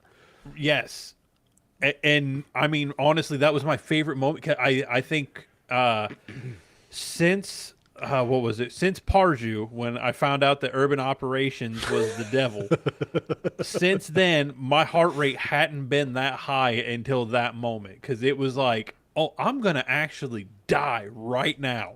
Oh Like yeah, this is it. This is Yeah. it. This is, and so to me that was my favorite moment, because when you are that close to death, you realize how much fun you're actually having. It's like, You should look at the chat with the AARPG guys. Yep. Well, hey, Emmett knew a lost cause when he saw one. yeah. That poor Canadian. Yeah, no, that was once fire started raining down. Emmett knew what he was about. It was time to go. What about you, Chris? What was the funniest? funniest is. Let's go with best for now. I got to think on funniest. I don't have the best sense of humor. None of this is fucking funny. Funniest for me in the last year was getting shot in the face by a child. That was a good one. It really was. He warned you. A lot. He warned you a lot. The GM gave you ample opportunity to turn around. No. I'm actually going to shoot. No, you failed that persuasion roll. He's going to shoot. So my personal favorite is for me was Murph's almost death scene. Especially Which one? After he it was like as he's walking away and the door is closing, it's like, "Yep, love you too, Dad." Like that. It hit me, because my dad passed away. So I don't know. That was pulled at my heartstrings, I guess. I liked that one a lot. Funniest also, I think, was Murph sitting on the stoop going through the baseball cards and and dipshit in a priest outfits running down the street. So I think that was the funniest for me. Yeah, that whole moment is it's a bizarre moment. Yeah, but that's what made it cool. It's really surreal because he's just sitting there looking at baseball cards, and this dude starts running down the road in a priest outfit, and you're like, dressed as a priest. What the right? fuck is happening? And then I recognize him. I'm like, are you fucking kidding me? Yeah. By the way, Charger 8117. Bad choices, but high entertainment. Murph didn't have much of a choice with the backing the truck. Well, because he lost his marbles again because he saw crosses. He could have not drove the truck and just been like, I'm not doing that. Yeah. I mean, but we had to play into the psychosis. So I mean, yeah. I was a fan. It turned out that way, but that's just Me too. personally. Like I said, that was my funniest moment. That shit's Yeah, fucking I mean, hilarious. and that was actually what I picked. Was I feel like Major What's Her Name wasn't a fan of that. I feel like that whole segment falls under the subreddit of abrupt chaos. And the whole thing was like, I think we even surprised Adam worse. with that, how bad that one got. Like, he was like, "Whoa, this is way worse than I thought it would be." It was. Go. No. Go ahead. Oh, I just wanted to say, additionally, least favorite moment is the reign of Willie Pete. Again, could have been way worse. Yeah. Oh without yeah. doubt. HE would have been way worse. Yeah, HE rounds would have been a lot worse. There would not have been a village. No, yeah, that would have, yeah. I mean, Wooly Pete was bad, but rules as written. Rules as written. Rules as Rules written. is Witten. Rules as written. I pronounced the W and not the R. We're gonna have a wowie. That's my version of a Boston accent. I'm dropping the R after the W. Yeah, get fucking better with that, kid.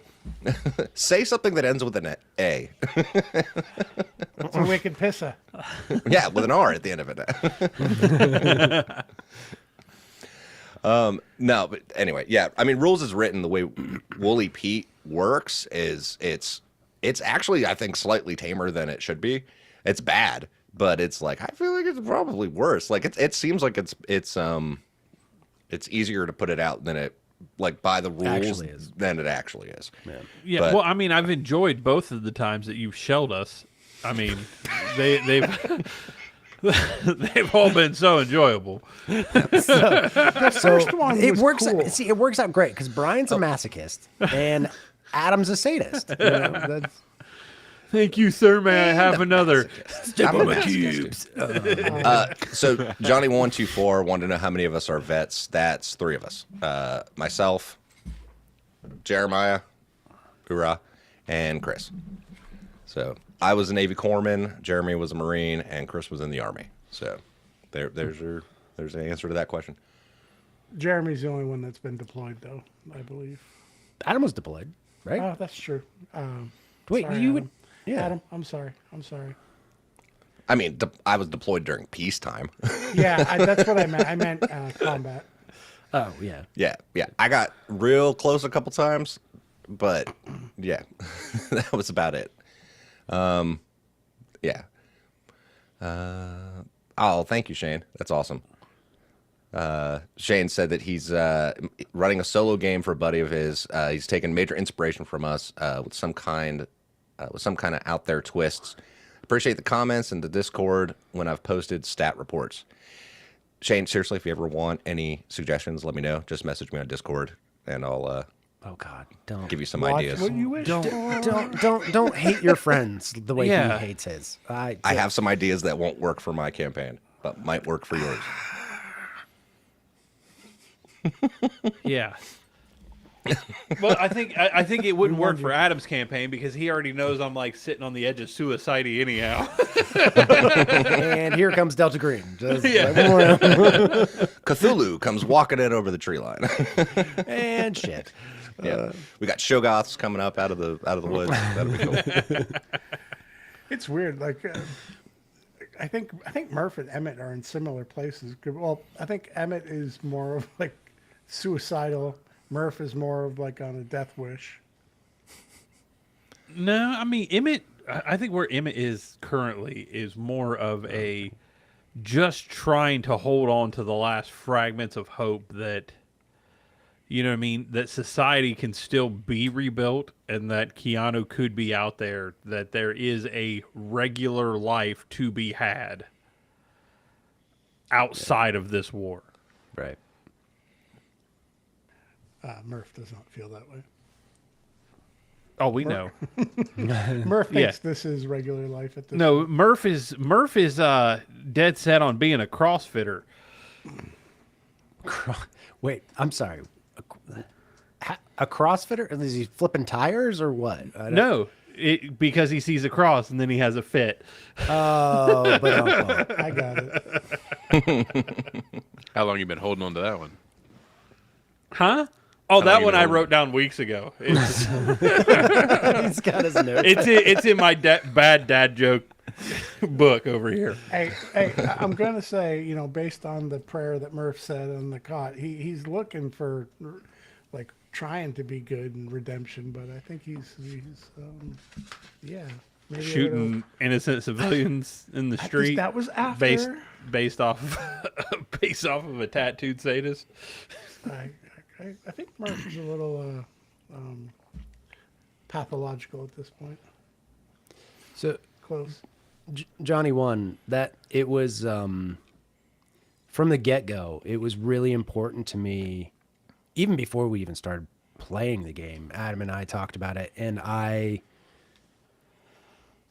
very strongly expressed that I didn't want us to tell what we call cheese dick stories. Well, I mean, not cheese dick stories, but I didn't want to cheese dick this, like wanted to make it real and actually tell the stories of kind of the hardships of war and combat, and to not necessarily glorify it. Not action movie it. Yeah, not turning it into Commando where it's like, that guy fucking blew up. That sucks, Yeah. and to actually breathe life into these characters. And part of that is actually, goes into dealing with the real life ramifications of combat and the mental trauma that does go along with that, unseen wounds. Well, So- and speaking as somebody who's one of the members of the group that's not a vet, I mean, even just being a human being in the world, being a man in the time that we live in, I mean, we all have faced different trials, different traumas, different things, and there is nothing shameful about needing help, getting help, For sure. and all of us, even in this group, as we are not all vets, we have become a band of brothers through this last 2 years. And that's kind of why we've been thanking each other as we are going through this. And that is, we lift each other up as we are still going through in real life things and still, dealing with stuff. And we bring that to the table. And, sometimes our actual lives and our actual things come into these characters. Oh, yeah. That we bring, little pieces of ourselves on display in a caricature. That's a good way to put it. It's Yeah. character. It's a blown up aspect of ourselves. Yeah. Yes.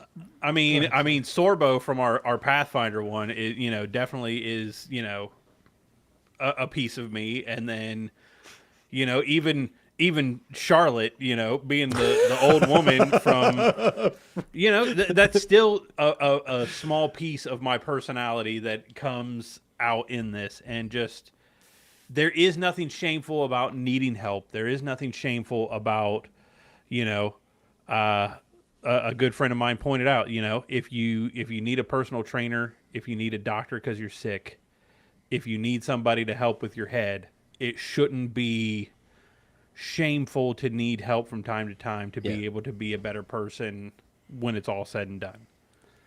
I was fully on board with Jeremy's thesis? Yeah, you're making it a priority because I got, I saw firsthand, my dad had been in combat all over the world, and to see how that affected him Right. after he was home, and the nightmares and the waking up and like just all of that. So Yeah. I was in fully on board with that, because Johnny, thank you. I totally concur.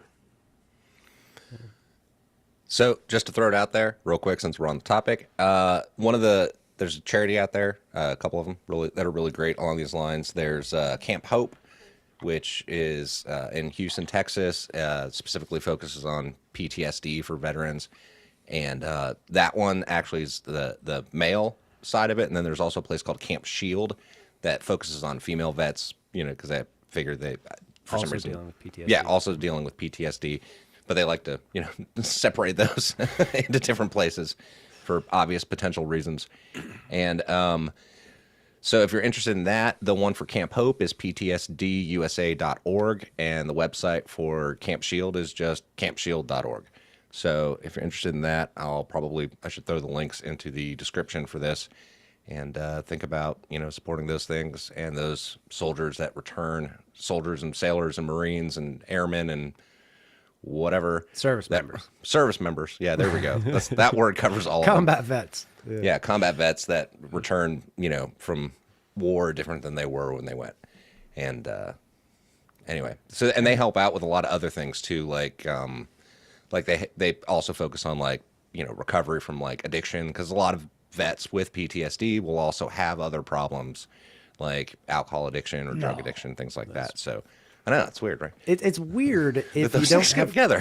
coping mechanisms that you might, that you find other ways to choose cope the with those wrong things. one. Yeah. Right? Yeah. And I'd like to say, Johnny, keep up the fight, keep the faith, brother. Fuck Yeah. yeah. Absolutely. All right. You guys want to jump back into this? Back into this apocalyptic world? Post-apocalyptic world? I mean, I guess it's technically apocalyptic world, because Actively post-apocalyptic, actively apocalyptic. Chris / Murph have 2 questions for the GM. Wait, Chris / Murph. Chris Murphy or Chris? Which, Are Murph, these Chris, questions? Chris, are these Murph, there's a lot of questions? Chris. Chris's here. Are these questions I can put at the beginning of 106? Yes. Okay, then that's what I'm going to do. And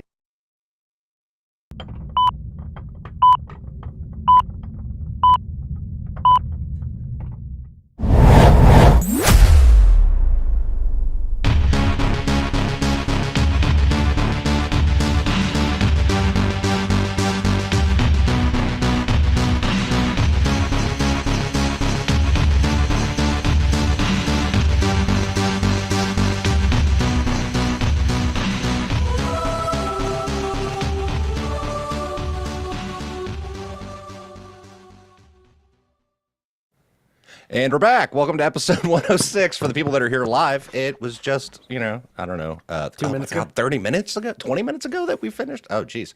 That was a much longer break than I meant to take. And for those people that are listening to this, when it, releases as a normal podcast, cool. Hey, how you doing? I noticed in the first one, I forgot to thank one group of people, and I should have mentioned that because, literally their music was playing right as we were coming in. The band Mother Ghost. Thomas is a great friend of mine. We work together, and him and his brother, they have this band Mother Ghost, and they have a new album that's getting ready to come out next month, I think it is. I don't remember the exact release date, but hey, Thomas, if you end up watching this, what's up? I'm going to plug you guys, and at some point, maybe for plug.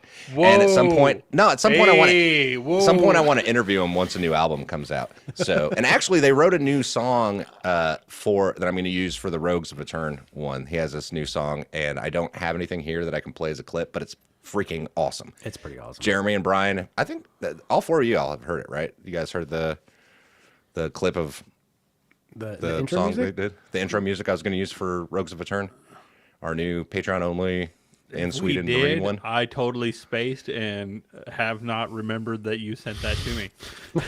If you scroll back through your text, you'll probably see it somewhere. But it's freaking amazing. It is Something new intense. came in. Something old went out. It is intense. I really should have add a link here. Now that I'm talking about it, I didn't even think about it. Like I could have played it here. Dang it, I lost the firstborn's name. Boy. Well, that's a Simpsons episode. Chris, while we were in the break in between recording, you had a question. What was your question?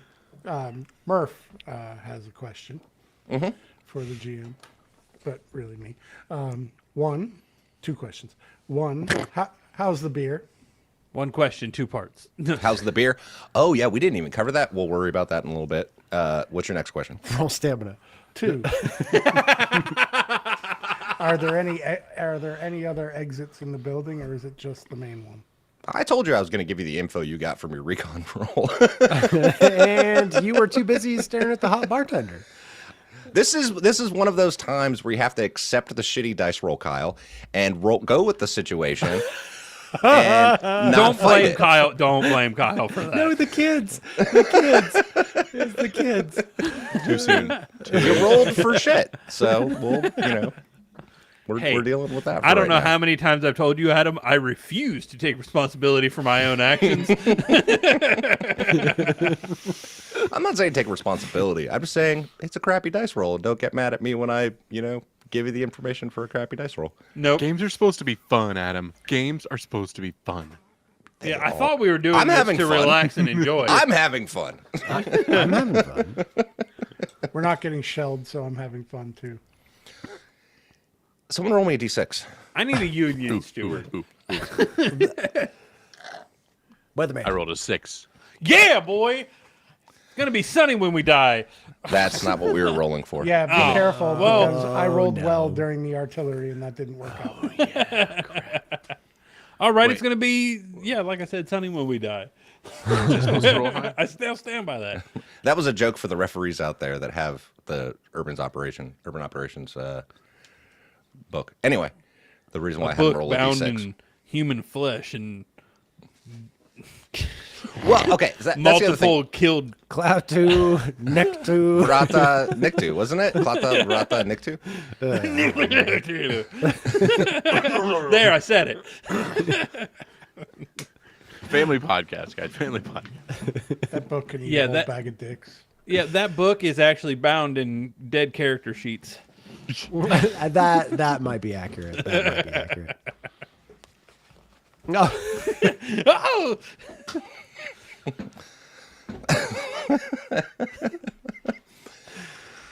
All right. That's one of the things I did want to touch on. This is one of the few times that I've used scenario sites because the whole first year and the most of the second year, I've been trying to avoid for the most part scenario sites. So spoiler warnings. This is actually the bunker is a scenario site. I've tweaked some things for our show so that spoiler wise, I don't ruin shit for other people. And the party's also got different goals than most people do when they usually show up at the bunker. So you might notice some changes. Those of you that know it and those of you that don't know it, hopefully don't interpret anything here as what's actually there because you'll probably be wrong.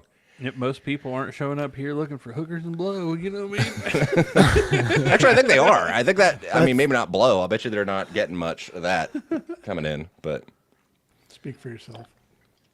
I meant at the bunker. That I bet they could get meth. probably they should be able to make meth. They could I probably. feel like there with- might be enough Sudafed, right? Don't mess with meth, Jeff.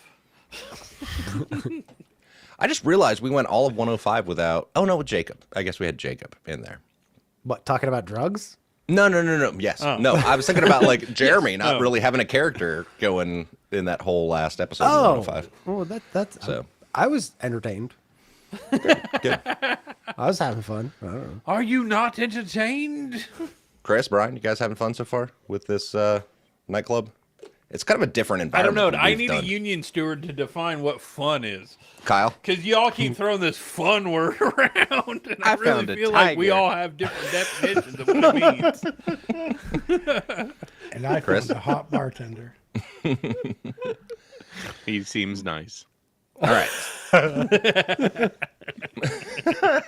Maybe, who knows? All right, so I think we'll jump right back into the story here. Hold on, let me do a thing real quick. All right, and we're gonna open up with a flashback. Is where we're actually gonna open something unexpected. I think we see Murph. It's daytime. He's up on top. He's got cover, but he's like in a raised elevation in this urban area, right? And we see him pop, take a shot, pop, take a shot, and we can hear on the radio, it's like, we got contact to the building, blah blah blah, and they're like, contact third floor, go, go, go, coming through on the radio, and Murph's like, we see the crosshairs scanning up the building. He's like, pop, pop, and we can see the rest of his unit moving forward, going across, and they're like getting ready to go into this building, and we see Sully beside him, his spotter, right? And he's got the binos up, and he's like, second floor, Murph, second floor, building to the left. Murph starts to angle the rifle up. Got the target. Take a shot. Rounds away. Here, cut. All of a sudden we hear that sound, that whistle sound of artillery coming in, and boosh! The ground shakes, the floor fucking drops out from underneath them, and just dust everywhere. The air fills with dust. And Sully wakes up a little while later, kind of comes to. He's like, Murph! And he can't find him. All of a sudden, off to his east, he sees a couple Soviet soldiers coming across and taking shots. He starts returning fire and starts falling back. It's like, Murph, pop, pop, pop, pop, pop, pop, Murph. And we cut away. Did you like that, Chris? I did. I did, very much so. It's a tease, though. I still don't know if he's dead or alive, but assuming he's alive. Hopefully. Bit of meta knowledge out there. Sully is Chris's backup character. So if Murph ever dies, Sully's a potential backup character. My spotter. Is his first name also Chris? Wait, was it? What was Sully's first name? Ah, shit, dude. I don't remember. Don't worry about it. You don't have to look it up now. I don't think I have it. It was Chris. It was Chris all Chris along. Sullivan. That's what they bonded over, is the Chrisness of their names. Wait, you're Chris? I'm Chris too. Is this a Everyone's christening? Fucking comedian. Do we celebrate Christmas? Never mind. but yes, So, Chris- Murph does think that Sully's dead. And Sully has no idea what happened to Murph because they got separated when the floors beneath them got blown out. Yep. Chris, future reference, if we do Sully in flashbacks or flash sideways or whatever, you'll be playing Sully. So Awesome. even though I've voiced him up to this point, that's only so that you didn't have conversations with yourself because that's weird. We've had enough of that. I kind of like having conversations You know with, what? with Murph. Pause. Chris, you did an amazing job with the Amazing job. bouncing back and forth between Harrison and Murph. Even though it was a thing I was like, I don't ever want this to happen. You You did a good job with really it. well. Yeah. I appreciate it. Thank you, guys.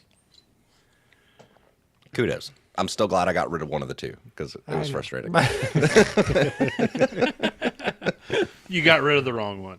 Wait a minute. I have two characters. Hey, look, Snap Ninja, those artillery rounds were more mid-war than now. So it just depends on the supply. So it depends on who's got the artillery rounds. And they're somewhere around. I mean, there's, stockpiles here and there. It's just who got a hold of what stockpiles for what. We might deal with that at some point. There was a train a while ago that went through somewhere, a train that nobody did anything about. But It didn't go through it. It went by choo choo choo We heard it. choo choo choo. Yeah. par choo choo choo choo. I do miss Harrison. I liked playing him. So we come back into the nightclub. It does depend on the encounter card.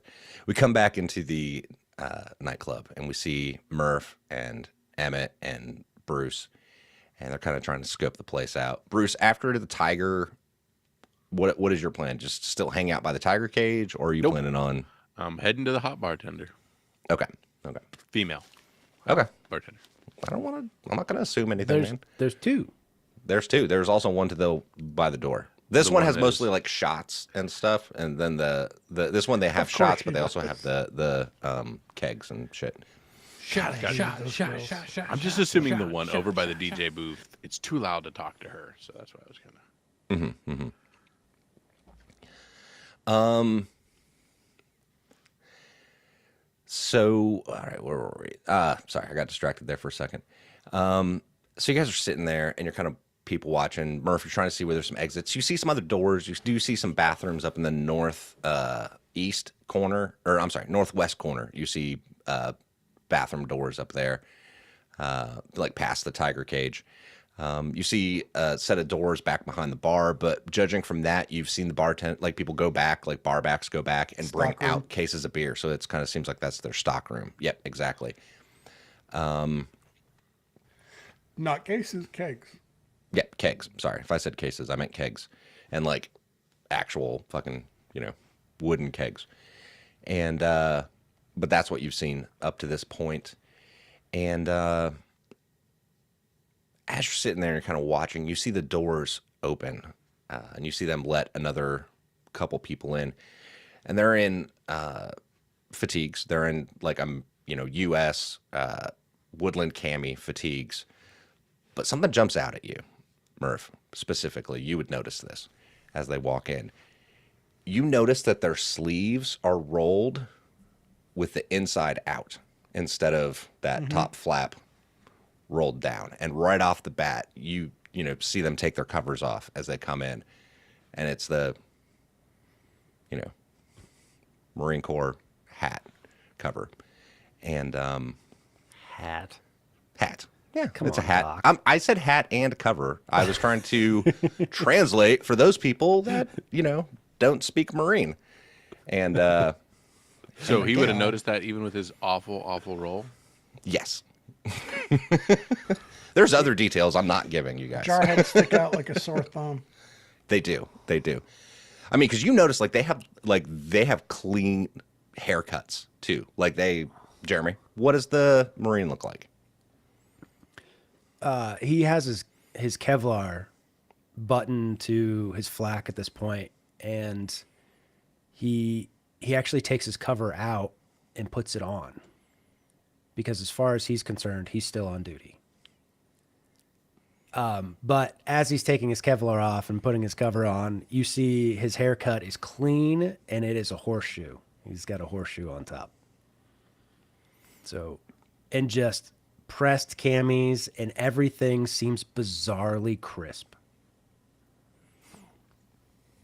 He also has Crayola stuck in his teeth.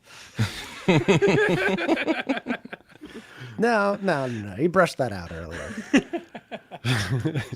But he appears to be a staff sergeant, is what you do notice his rank. And then you see the other guy, which then looks a little bit different, and you notice that his camis say U.S. Navy, and he's got a caduceus on one collar and, his rank insignia on the other. Corpsman.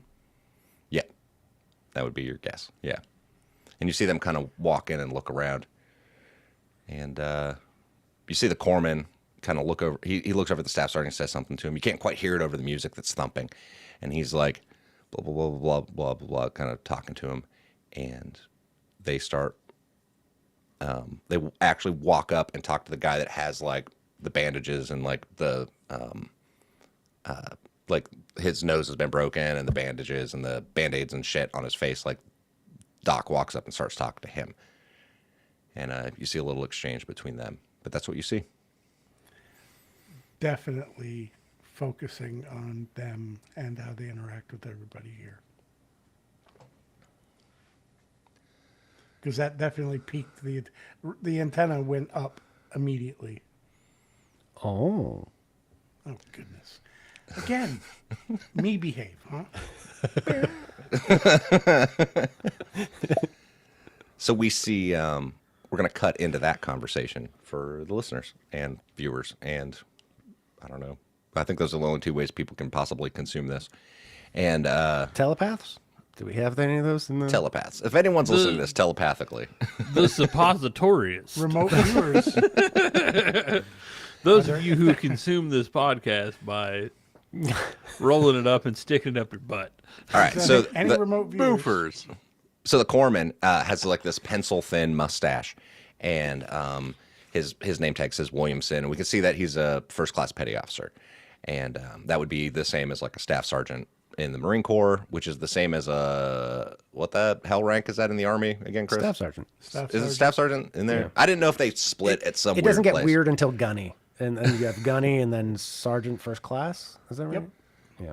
Well, they split it specialist and corporal too. That's a Like- whole other garbage thing. That's- I don't know. That's Yeah, but then where do specialists go? specialist. Like they just stay as a Specialist goes specialist. to- no, but then he goes to sergeant. Okay, so they zig out and then they weave back in. Oh, See, my that's weird. I don't understand it. I don't the understand army it at rank all. structure, I swear to God. I mean, all of y'all's where they split off at some point in the enlisted doesn't make any sense to me. But you know, Just for some reason, at E4, they separate like combat arms versus Yeah. non-combat arms. I don't know, dude. There's a lot of fucked up things in our military. so we zoom into that conversation, and Doc is talking to that gentleman with the looks like he's been in lots of fights, and he says we need to talk to Jelko. We're supposed to have a meeting with him. Could you let him know that we're here? I need some supplies. And the other guy says, "Yes, I will see if he's available. Hold on." And he goes walking off towards the door. And you guys see this. The rest of you see that guy go walking over to the other guy that's here by the door beside the bar. And he says something to him. And Emmett, roll me a recon roll at a negative fucking super loud music 3. -3 for recon? Nah, we'll say -2. -2. All right. All right. Okay. I'll Roll agree to D100 2. and you need a 5. Okay, recon is a C and a C, so then -2 puts me at a D and a D, so that's just 2d6. Wait, -3, right? No, you said No, I said -2. -2. I was like, he backed down off of I it. backed after off he the was 3. like, 3 seems high. 2. a 6 and a 4. One success. Nice. All right, so through the thumping music, you can hear him say, blah, blah, like you kind of pick out that he's says Wah, wah, wah, something about blah blah Jelko, blah, wah, wah, Jelko, wah. blah blah blah blah blah, medication, blah blah blah blah blah, supplies. So it seems like what they're looking for is medical supplies. And you see that guy that was there goes through the door, and the other dude that went up and talked to him stays there by the door. So that's basically what you see. Frank, what do you want to do? Oh, he's staying with Doc, and he is going to recon the area. Okay. So he's on guard. He's effectively guard duty at this point. So Okay. All right. Yeah. Doc's just kind of standing there, like looking around. And so, what do you think, Staff Sergeant? Should we? Did you want to add this on the list there? yeah, we can't let the guys come here. Yeah, you know. I mean, they need a place to blow off steam, though. They do, but the drugs come in and out here, and I need them fresh. We ain't got nobody else, you know. That's true, but they are going to need to blow off some steam at some point. Yeah, I know. Maybe maybe we can get some parcheesi or some shit going on, you know. Cheesy. I mean, at the very least, let's see if we can try to get like a keg or something. All See if we right. can Yeah, acquire yeah, some yeah. alcohol, No, take no, back no. to the guys. At least the guys that aren't on duty could, Yeah, if we can take it back with us, that's all right. They get some downtime, have a couple beers, that'd be fine. But I don't really want. We don't have enough guys for them to come out here, and then I don't need any of them going rogue and fucking losing their shit and fighting with anybody. We can't afford it. We can't afford any fuck ups, Doc. No, I know. I know those guys. Morale also. Yeah, I know. Shit, I want a couple beers from now and then. Come on. Yeah. Hey, I hear they got really good beer here. So. You think they got any rum in here? I mean, they probably have hard liquor. I don't know if I'd call it rum. I mean, shit, It's probably more like bathtub rum. that'd be all right. Even some bathtub gin. I don't give a shit. We cut back over to Murph, and you see them standing there talking. And First thoughts, embassy guys, or what they call the embassy that's left here. It's the only I thing would that makes I would say sense. that's a pretty fair assessment. Is you would know, like Murph would know that embassies, all U.S. embassies have Marines that guard them, and you know that here in Krakow there's the consulate, right? Which wouldn't be the embassy technically, but would still have some sort of guard there. And if the embassy that was in Warsaw is no longer there and active, and they've moved it here to Krakow, they would have some sort of guards here as well. So Yeah, that's where Harrison and Mr. Stan were hoping to get to eventually. this is my little addition to the Krakow lore that I've noticed has never been anywhere. So there actually is a consulate in Krakow, and I just decided there's Marines there now. So here you go. Anybody wants to play with that, be my guest.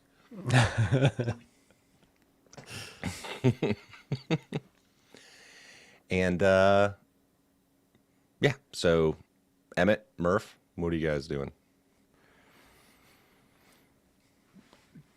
Go ahead, Emmett. I mean, Emmett would, where he's at, his vantage point, he would be kind of bird dogging the set of double doors, trying to see what he could see beyond going to that side. Now, Do me a favor. Roll me a recon roll then, because that door did open and then close. So maybe you saw something on the other side. pluses or minuses. Nope, just recon. Just roll a All flat right. recon. All right, so that's a C and a C. Here we go. 5 and an 8, so 1 success. So as the door opened, you did see that like it goes in a little ways, and there's a stairwell that goes down. You could kind of see that they're like just past the doorway. There's a stairwell. Okay, so just beyond that doorway is a stairwell going down, is what I can see from the bar where I'm sitting at. Yep, that's what you saw. Fantastic. Have I seen anybody like come or go from there? You saw that one guy that was sitting by you. He went in when the other dude came up and talked to him. Like he went through the door and went downstairs. And that other guy that with the beat up face is now sitting in the position that he was in, and Okay. kind of watching the floor. All right, so yeah, that's definitely a secure location. All right. All right, so you see a couple people walk through the normal front door, right? Like they come through the door, the front of the club, and they come walking by and they go straight up to that guy that's sitting beside you, and they're talking to him for a little bit, but it's in Polish, so you can't quite make out what they're talking about. And he opens the doors up for him, and they go in.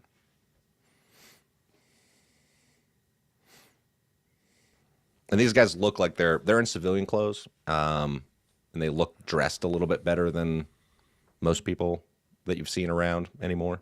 Mm-hmm. Not super fancy, but a little bit better than most people. You mean they're not like burnt to a crisp and Yeah. They don't have Bullet like hole. bandages all on their face, Yeah. and yeah. They I said they're fancy. dressed better, not that they physically look like they haven't seen shit, but they look like they've seen less shit probably. And they're going through this door here. Yeah, that set of double doors. Yep, just north of the DJ booth, right beside between the DJ booth and the bar. Assumption is that's where the supplies are.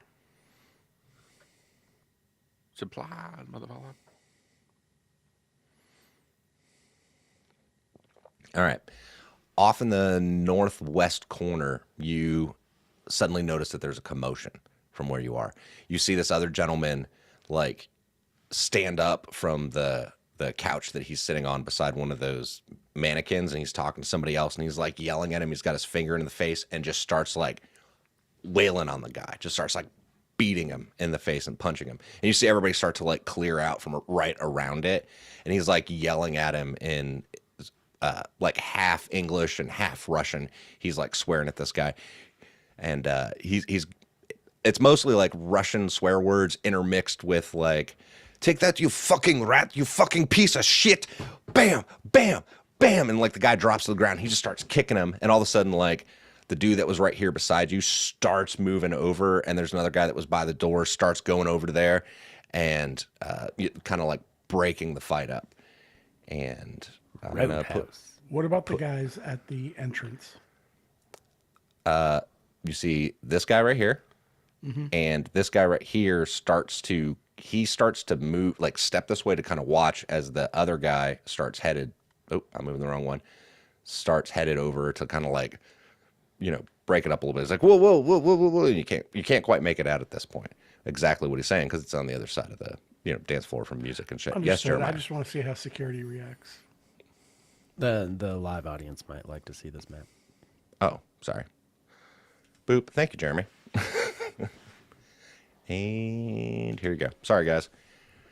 And John, yeah, PLDC.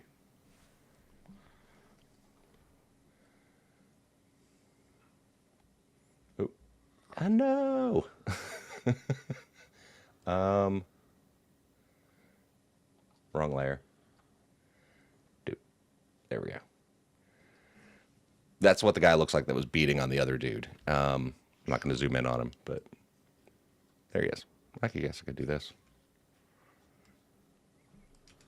These are pauses that get cut out when we do an actual an audio bit. All right. So, yeah, so he comes up and the bouncer kind of walks up. The guy that's acting as security goes over and is like talking. He's like, yeah, blah, blah, blah, blah, blah. You hear them like talking to each other in seemingly what's probably Polish at this point. And they have some sort of conversation. And this guy kind of walks away. The one that was kicking the shit out of the other dude, he kind of walks off. And he's not like, he doesn't look upset, and it doesn't look like they're kicking him out, but it was kind of like, hey, stop beating the shit out of this dude, and he just kind of walks away kind of in this like, I'm a badass, I just kicked the shit out of this guy, type thing. So. Is it just me, or does that token look like Walton Goggins? It does look a little bit like Walton Goggins, yeah. It looks like if Walton Goggins was a Dragon Ball Z character. You're still not doing the thing. Hold on, dude. I wasn't there yet. Walton Goggins. Backseat GMing. Yeah. That's a Dragon Ball Z character. Yeah. Sorry, I had to fix some stream shit. And back to the normal thing. But yeah, he kind of looks like a Dragon Ball Z character. And yeah, so you saw that guy come up and kind of break it up, and the other guy looked like he was going to head that way if he needed to, but didn't look like he actually needed to. You see he helps the guy up off the floor, the bouncer that did run over there, and he's, he got that shit kicked down a little bit, and he looks mad and whatever, and the bouncer's kind of like talking to him and kind of talks him down and like escorts him off to a different corner, basically. And that's how that plays out. What do you guys want to do? Talking to the girl bartender. Okay. Can I help you? Would you like another beer? I see you're almost finished with that one. So who owns the tiger, and how does the tiger end up in here? Oh, is Zelko's tiger? Jelko's just everything, the whole world's falling apart, and we bought a zoo apparently. That's Yes, his crazy. name is Antonio. Antonio. He's not a fan of me. He took a little nice Antonio. Antonio. Antonio. Yes, his name is Antonio. I was just assuming Siegfried, but Antonio I can deal with. Very cool. So I heard this place is under new ownership. Did the tiger come with it, or did Jelko come with the new tiger? How'd that work? New ownership. I've only ever worked here for Joko. I don't Cool. know. Okay. I mean, as we were walking here, people were telling us about it. And they're like, "New place, all this," and No, Joko has been running this place for some time now. oh, good to hear. Really cool. I mean, it's so neat to have a beer. It's been forever since I've been able to just kind of relax. Yes, this have a actually beer, comes. enjoy. This beer actually comes from a monastery, upriver, or downriver. I'm not sure which one. They actually make this at a monastery. fascinating. I mean, that's awesome. They say the water's the biggest part in, what makes the taste and the flavor. And it's very good. Very good. You're very good at your job. I really appreciate you. Thank you. Thank you. Another beer then? Absolutely. You know what? You've That's convinced 5 me. more. Here's 5. another 5. Appreciate it. I'm trying to track what we're spending, by the way. He's gonna lose count shortly after too many beers. Yeah. Ain't that how it always goes? Yes. I also noticed you haven't been tipping. Correct. You cheap fucker. It's customary to tip at the end of the evening. And Let it be noted that Kyle doesn't tip. Is It's anybody Europe. You don't surprised? tip in Europe. Europe is not a tipping culture. That's a fair point, Kyle. That's a valid point. Valid point. Good point, Kyle. Good point. I'm It wasn't sorry. just because I'm bad and don't want to do the individual. I didn't just Don't bullshit. I didn't just make an Bullshit. excuse after the fact. You just found a reason not to. European. Yeah, so Murph. And I'm go ahead. hitting on her. I'm trying to be suave and cool and over the top and that kind of thing. Just FYI. Gotcha. Roll me a persuasion roll. Yeah, that's what I wanted you to say. It's the only thing my character does. Halfway decent. 1 And success. run. Yes, I run and persuade. All right. What are you trying to get out of this conversation? Pertinent information. Just You're gonna have to narrow it down. no. I'm trying to think what we were advised to find things on it, and I would also point towards the door. Man, a lot of people have been going in and out of that door. What's going on back there? Is there a different party back there? Are we invited to that party? And then I would also toss out, like, do you get a lot of Americans in here? Kind of thing. Would you like to push that roll? Is Yes, my second I will follow-up push my question. second one, which is a D10. So I will roll the D10 again. And I got a 10 with that. So 3 total successes. Is that correct? Or is it 10 a 2? Yes, a 10 is worth 2 successes. So that would be 1 success plus the other 2. Okay. All right. So yeah, she's like, that door, that is for the VIP section. Ooh. That is what is down there. The office is not up here. He does not like to. He comes up here sometimes, obviously, but for the most part, hangs out in the VIP section. So. And how does one become a VIP? Do we just should we have paid more to get in? Is that or you seem like a very important person? I mean, I work here. Sometimes I work downstairs. Sometimes I work upstairs. It just depends on the night and who's available. But gotcha. But no, it's not so much about how much you pay and more about who you know. Well, what I have to do to A, pet the tiger, and B, get back in the bag. I would not recommend petting tiger. Last Just time checking, just someone checking. tried petting tiger, they were no longer able to pet anything anymore. Kind of what I figured, but it's a bucket list thing, so I thought I'd throw it out there. And if you're like, oh, he loves his belly rub, just you never. Did not see a tiger being here this evening, so really just trying. All right, you guys, Murph, roll me a recon roll. I'm going to give you another recon roll now because some time has passed at this point. Straight Totally recon, redeem or do I yourself. have minuses again? Same minuses from before, I guess. Okay. That was. What did I say? B and an A. So, do we do -2 or -1?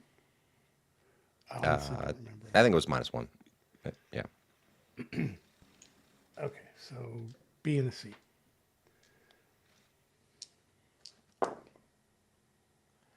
Six and a 2, so 1 success. Okay. Emmett and Murph, are you guys nursing your Murphing? Are you Murphing? Are you nursing your beers or are you drinking them? Depends on how it tastes. It is the best beer you've had in a very long time. It is I should have said this before. It is really fucking good beer. You take when you first took a sip, you're like, holy shit. Even back home, this would have been really good fucking beer. So He's savoring it. Okay. Emmett hasn't touched it. He hasn't touched the beer at all? No, it's more of a prop. All right. Kyle, roll me a stamina roll at a +2. And Chris, roll me one at a +3. 1 success. Okay. Stamina. I thought you got real dice. A and a D. No. I'm looking at A and a D, so an A and an A. Yeah.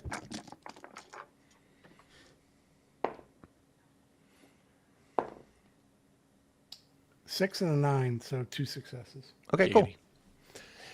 In case anyone's wondering at home, I have a very specific mechanic in mind for how this alcohol is going to work. So Can't be impaired after 1. it's not so much impaired. It's more like, are there some negatives? Chris, just You're- as an aside, that's not what the law says. Fuck the law.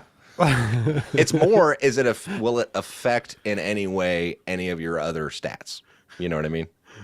I now have beer goggles. The guy who looks like he got beat up, looking a little better now. He's looking good. He looks fine. Strength up, mobility down. What did you get on your recon again, Chris? Did you? 1 success. Okay.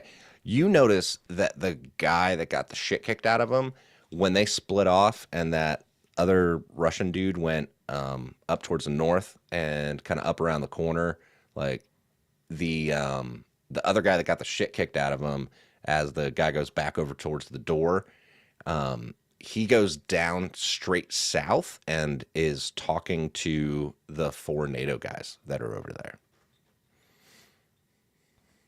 Really? Mm-hmm. So the guy who got like the snot beat out of him, it went down to the NATO guys. Yep. Okay. That you had met on the street. There's your in.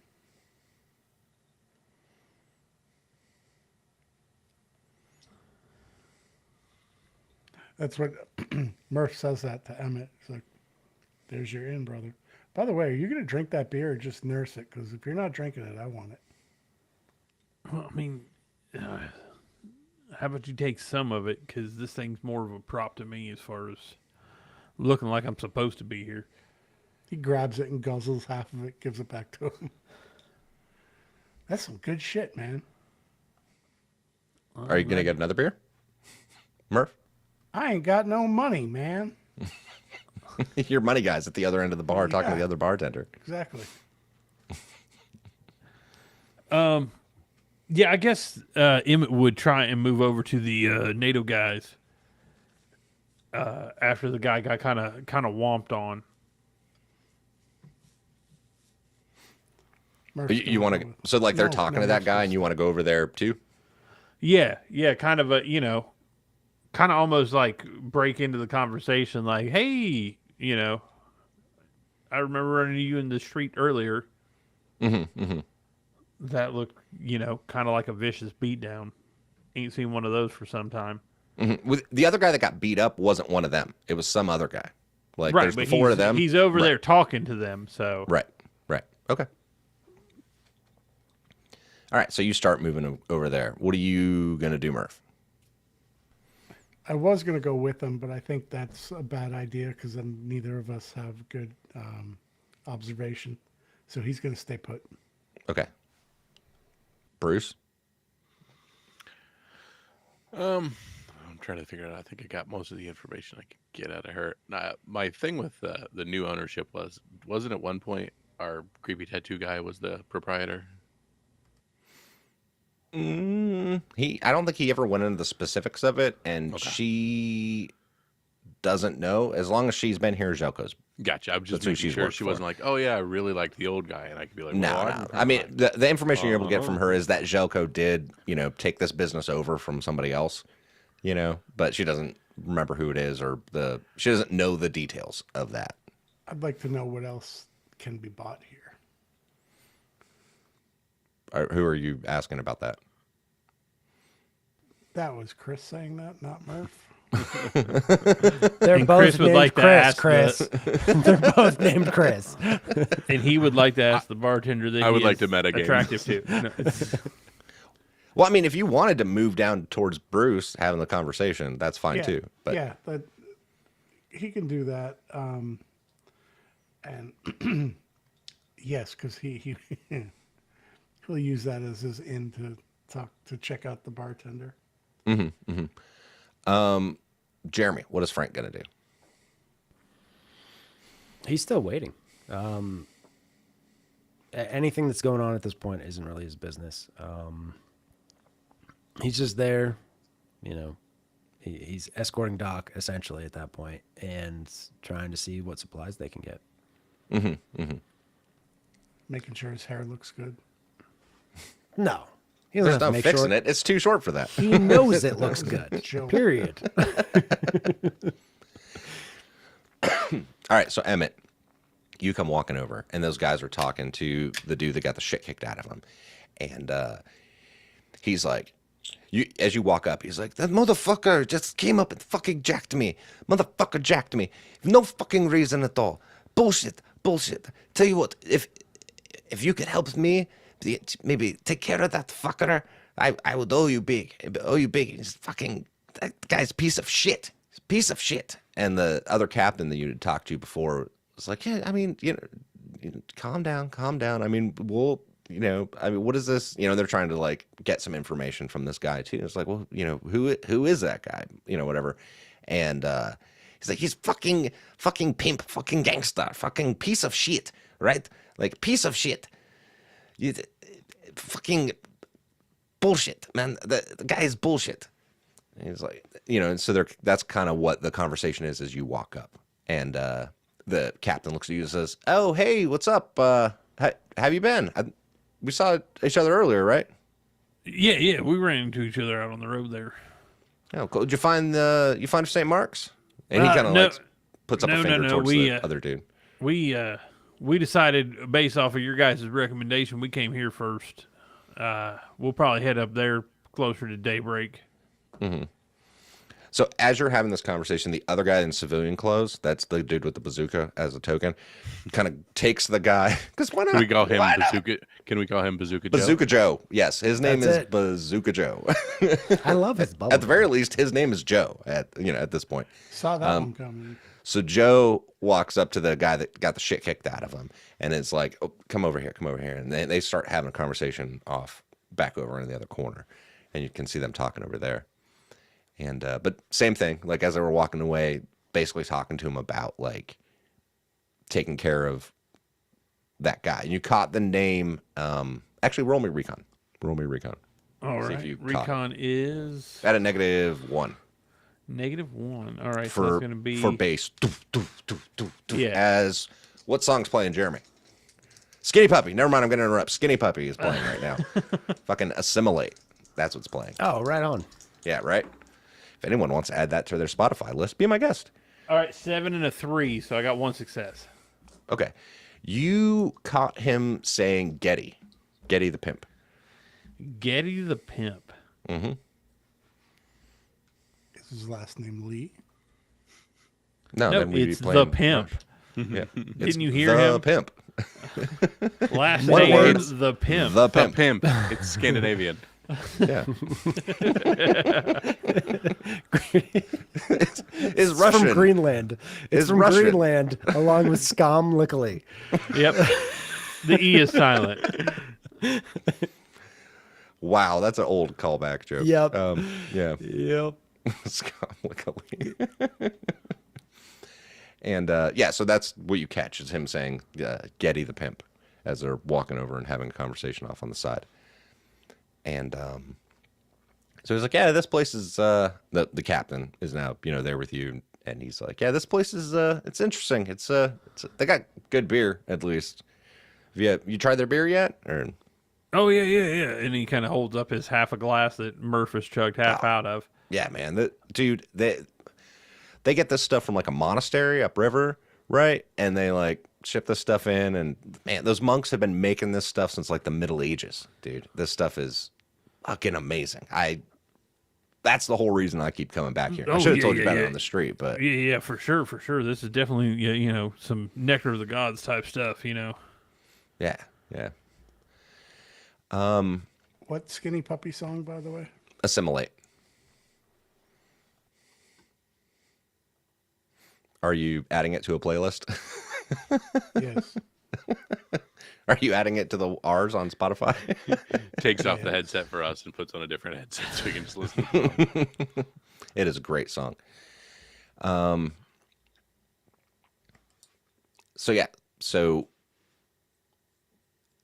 after a little bit, you see the door open back up and went downstairs. Murph and Bruce, since you'd probably be able to see it from where you are, and Frank, you see the guy come back out from there, and he goes up to the dude, and that guy with the bouncer with the busted face comes walking back up over to you, and he's like, he said he will talk to you. All right. That's the wrong accent. Give me a second. Yeah, all right. If I can be frank for a minute. No. I got a lot of juggling. Brian, this is gonna be there we go. First one of the new year. Brian gets a challenge for that joke. Keep going, Jeremy. Keep going while I get By this the way, ready. you owe me one. But yeah, does he have the medicine that we're looking for? He said if he may be able to get it. He said it depends. Yeah, he is not necessarily pharmacist, but No. Yeah, we know he's not a pharmacist, but we do need the medication and some of the medical supplies, but we also need straight razors. But as I said, he said he would see what he can do, but he would like to speak with you at least. All right, yeah, but let's talk to the man. Yep. So, Bruce and Murph, you see the jarhead and the squid go walking towards. I can say those. I'm allowed to use those terms. And I'm allowed to say. No. Nope, no. Time out. No. Whatever All it was. But you see them start headed towards that VIP door, and they open up the door, and the guy that was originally like watching the door from that bar stool is still there, and he stays there, opens the door for him, and those three go in and go through the door, and you see it close behind him, and the guy that was the original doorman with the busted up face from fights goes inside with them. Bloop bloop. All right, so when he makes his way over to Bruce, to LT, he slaps him on the back kind of harder than LT would probably like. What's up, LT? Hey, glad you made it over here. This is my good friend, and I point to her because I didn't catch her name. The female bartender. Oh, Jesus Christ, man. I don't know. Hey, somebody. Here we go. Katarina. This is fun. Interactive with the chat. First person in the chat to give me a name for this Polish bartender. That's going to be her name. Please don't make it anything weird and dirty. Bodie McBoatface. Doom, doom, doom, doom. Ooh, Bodie, is somebody gonna respond? McBartender face. I don't think that I works. was quick. Can anybody else be? No, except for Brian. No one else that's in the podcast is allowed to put the name in the chat. Oh no, I'm out of it. I'm out of it. Anika. Oh. Thank you very much, Shane. Oh, no, Bam. I'm sorry, Melina. Harry Weiss got it first. There we go. Oh, beat him out just barely. Melina. Sorry. That I'll happened use so Anika. fast. If you blinked, you would have missed it. Wait, All right. wait. What if her name is Melina Anika? No, there's It's the same timestamp. I know, but there are two female bartenders. The one up here is Melina, and the That's one to the solid south jamming. is Anika. Yeah, of course, man. I'm trying. All right, so let me. This beautiful young lady here, Melina. She's just been telling me. My apologies, butchering things. I apologize.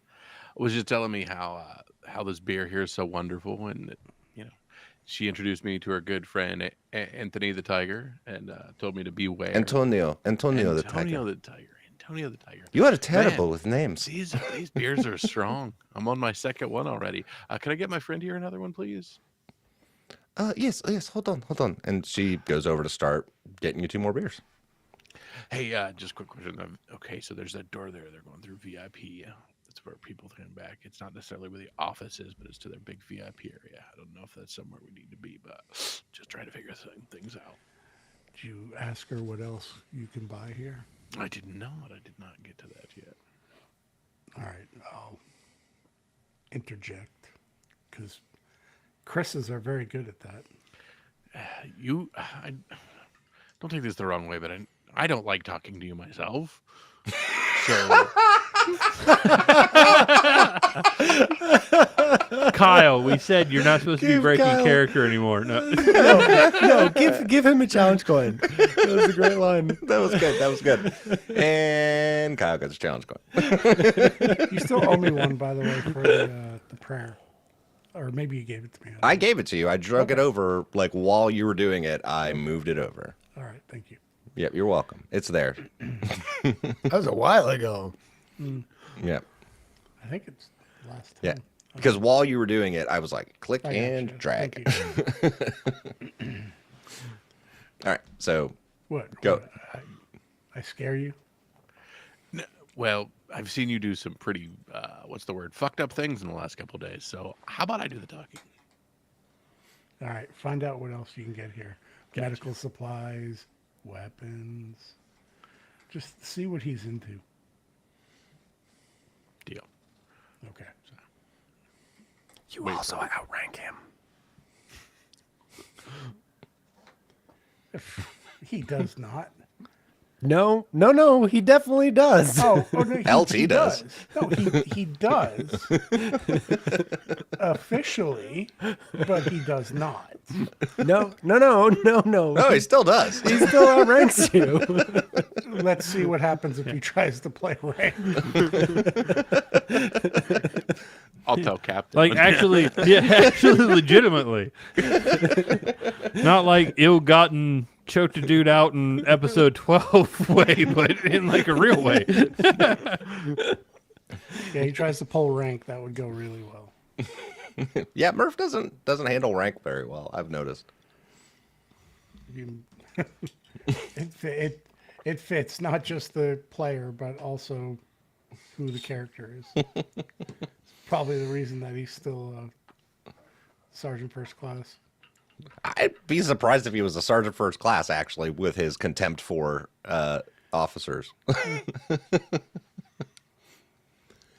But anyway, all right. So yeah, so the bartender comes back over. So Melina comes back over with the beers, and she's like, "Here you go. So that's another 5 apiece." Yep, I threw down 5 shotgun shells. She just given me another one just prior, so it was just. Oh, I thought for him. thought I was supposed to bring you 2. I'm sorry. You know what? You've convinced me. Here's another 5. I'll take it. We're gonna Okay. drink a little faster.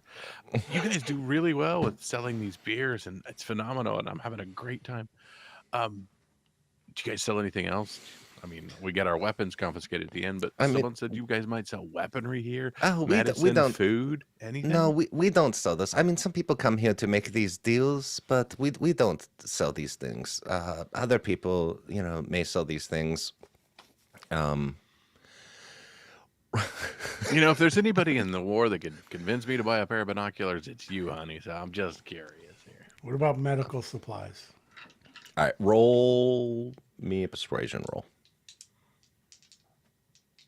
Me or You. him or You, Kyle. Sorry. Not me. 3 successes. Suck it. I love 3 this chick. successes. 3 All right. successes. Good Lord. Hey, Father Jay, what's up? Hey, so what is it? So wait, so you're trying to ask about medical supplies and stuff like that? She's like, well, I mean, Jelko, he sells lots of different things. I mean, if you want to maybe talk to, he has other businesses that he does. If perhaps maybe talk to somebody, give me a Polish male name in the chat. Somebody give me Polish mail name. I kind of like this. This is a nice way to do this. Yeah, interactive this and is a shit. good way to do this. Normally you farm it out to us, and Normally I do, Yuri, and then you guys give me it's some bullshit, and I end Yuri up Googling again. it. yeah. Well, I mean, yeah, because I mean, 9 times out of 10 we just say Yuri again. Give me a mail, Yuri. Any name but Yuri. Well, now all I'm thinking is, well, there you go. Peter. There we go. Thank you, Zeke. All right, Peter. All right. Yes. Just ask Peter down there. He might be able to. And she points to the guy that's sitting down there by the door. Yeah, Peter. I know. I'm just saying it with like a whatever. I'm just trying to say like it in not a sexy Peter. lady is gonna say. Peter. So, sexy name lady, is where do I find this Jeff. Peter?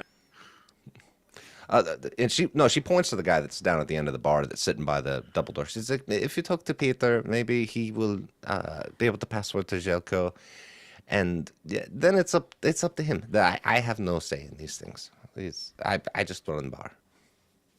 Gotcha, but I can't go down and be like, "Hey, Melina said." I mean, Thank you you, look sir. like you got some pull around here. I should be giving you negatives on these persuasion rolls. Just because I feel creeped out. But she laughs and she's like, ha ha ha, that's so funny. It's so funny. You're a funny guy. Yeah, it's so funny. And like some other people, you notice one of the NATO guys comes up to the bar.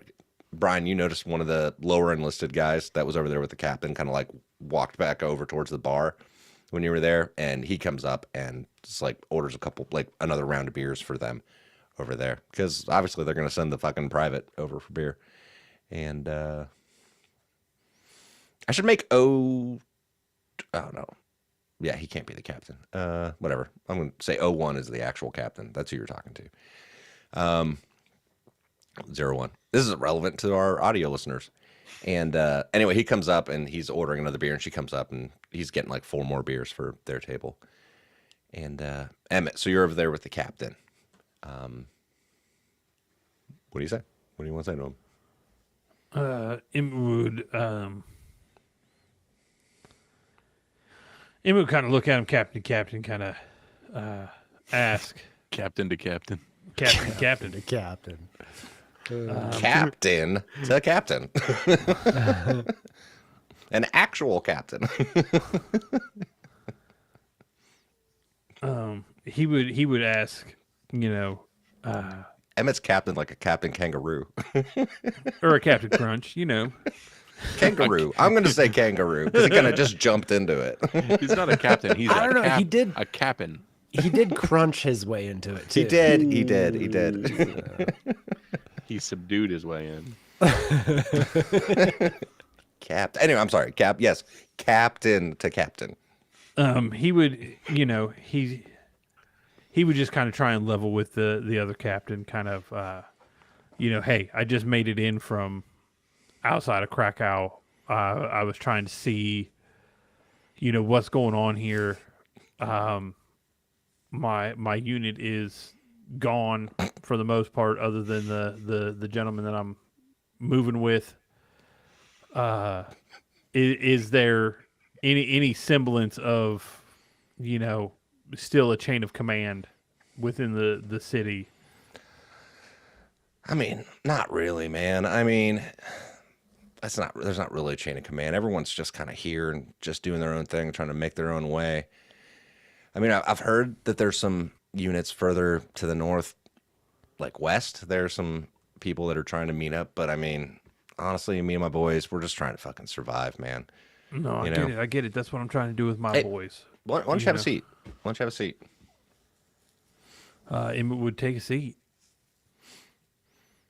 So you just, yeah. I mean, there's not really a chain of command. The closest to a chain of command is those jarheads you saw just come in. I mean, they got the embassy thing going on, and I mean, those guys take themselves fucking seriously. I'll tell you that. But I mean, me and my boys have seen some shit, and we're just trying to, I don't know, figure out what the fuck to do now.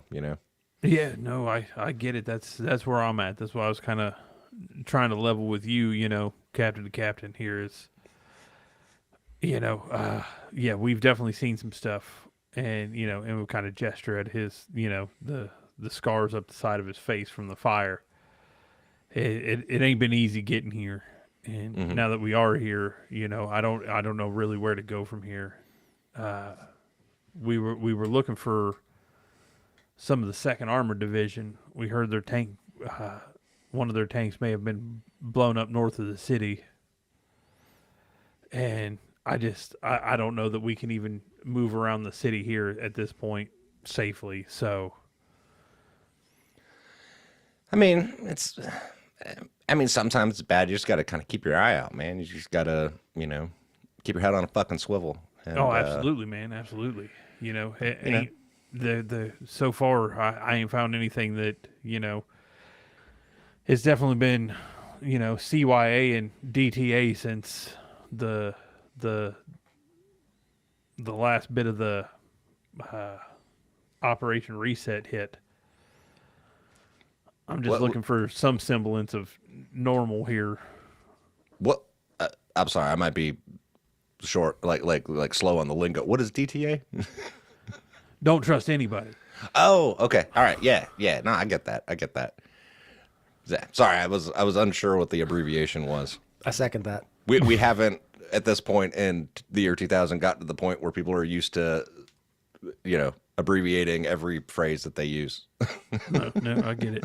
Like IRL or something like that. I mean, CYA makes sense. CYA, I get that, But, all right, so you guys see the door open again, the entrance into the club.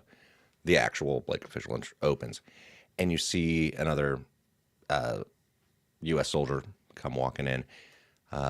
Wooden camis, appears to be some sort of down to assassinate. You see, good one, Zeke. You see this a soldier walk in, and Murph, roll me a recon roll at a negative. No, actually, just flat. Yeah. Flat. Okay. We have got 9 and a 6, so 2 successes. See, so you see fuck roll 20. You see these two guys walk in, and you catch a glint of lieutenant bars on the one, and you recognize this guy. You're like, that's the guy that fucking stole our shit. That's the guy that drugged us, right? You recognize him as that lieutenant from that unit that drugged you dudes.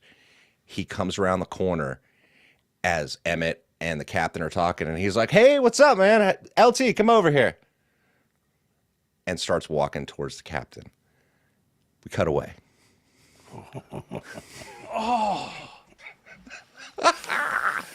I love it. We cut away, and we see Doc, and we see Staff Sergeant Dabrowski. Did we ever say what his name is, Staff Sergeant Dabrowski? We never said his name was Staff Sergeant Dabrowski. Staff Sergeant Dabrowski. We would see it on his name tag. I just didn't want to put it on a token because that would take up way too much fucking space. It's a lot, yeah. So we see them, and they're in an office, right? And across from them, we see a man with a beret on. It's blue? Isn't that what we decided? Blue. It's blue. Yeah. It's blue. He's got a beret, and he's like, so how can I help you, gentlemen? What they said they were looking for medical supplies and for straight razors, like for slitting throats and shit. No, it's not for slitting throats. It's for shaving. Those disposable razors are no good for so long. My boy's got to stay clean. Just use K-bar. Use your knife, man. Let them grow beards like men. No, they're not gonna grow fucking beards. Come on. Look, we're still representing the United States government here, all right? Like, we still defend the embassy. We're still on mission. I don't care what anybody else is doing. So I'm just trying to see. We do definitely need the medical supplies. But straight razors, it's a nice added bonus. Hygiene, it's important. Because even hygiene itself is important for medical cleanliness, Offhand, I don't know if I have straight razors. I will have them check supplies, see what we have, kind of comb through pieces. And if not, I'm sure I can find them for you. I should be able to find something. But medical supplies, Doc. Doc? Is that what he calls you, Doc? And Williamson kind of is like, yeah, it's Williamson calls me that. It's like, yes, so which kind of medical supplies are you looking for? He's like, well, we're looking for antibiotics or, maybe Tylenol, acetaminophen, the same thing, just one's name brand, one's the, like generic name. They're the same thing, but or ibuprofen, Motrin, Aleve, and anything that, we could use would be useful. I could give you a list of the stuff I'm looking for. I could also use some first aid gear, bandages, things of the sort. That would be really great. It's like yes. I could see what I can find. Give me list. I can contact you at the embassy, and we can make a deal. Yeah, you know I'll where we're at. acquire goods, and we depending on how difficult it is to acquire, I won't even charge you up front. I will find things, and then I'll let you know how much it'll cost for it. After I find out how difficult this will be, but we could go from there after the fact. Now, exactly what are you looking for? I mean, we can negotiate once I know that I have these things. Here's the deal. The embassy is the first priority. Of course. So, if you've got it, and we can make a fair trade. I don't want to put you out, and I'm sure shit not going to owe you.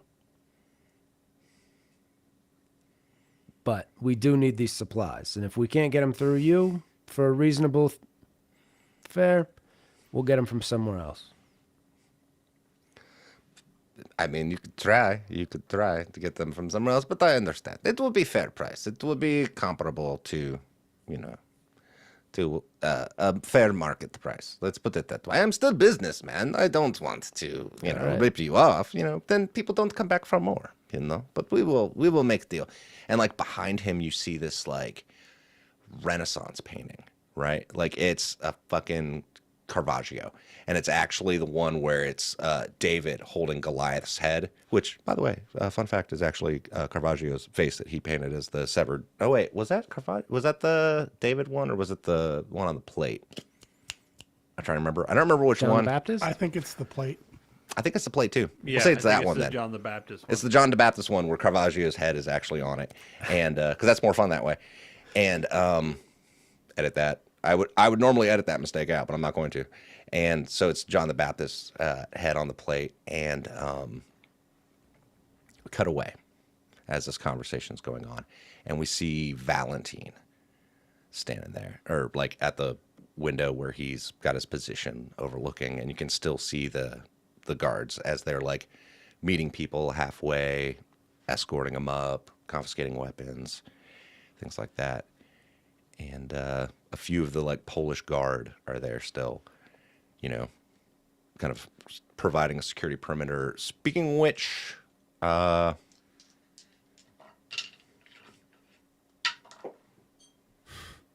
dropped one of the dice I was supposed to be rolling. Okay.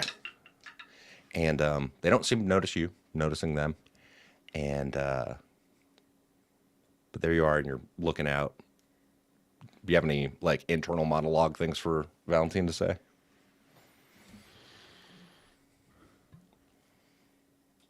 How late in the day is it? It's nighttime, dude. It's like super late at night. He's been there for a couple shifts now, I think. Like two or the three? full evening shift he was here. Yeah.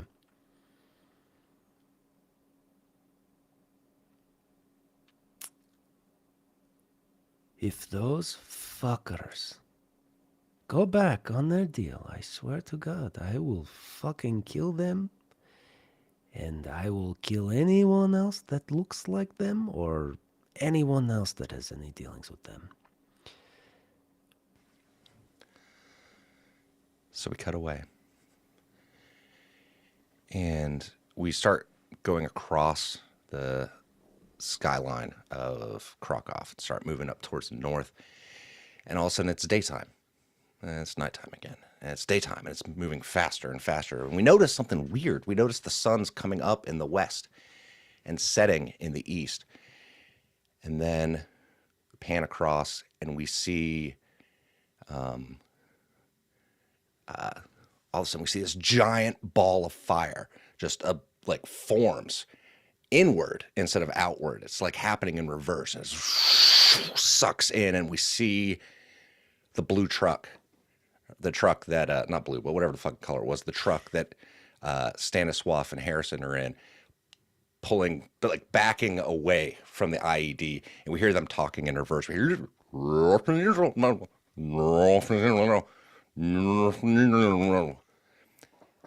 and we move back in on that IED, and we see it sitting there, and it's an anti-tank mine is actually what it was. It wasn't really an IED, it was an anti-tank mine. And we see it sitting there, and it's sitting there, and we see the same thing. Like the light changes, and all of a sudden we see somebody come up and like walk backwards towards it, picks it up at night, and starts walking backwards away from it, kind of looking backwards and, you know, side to side in reverse as they're moving away from it.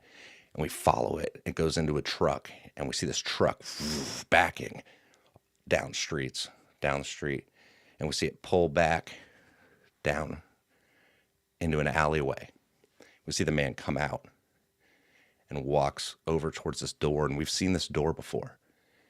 And he like reaches his hand out, right? And like it's actually him closing the door, but in reverse. And he like, and you know, walks backwards through the door.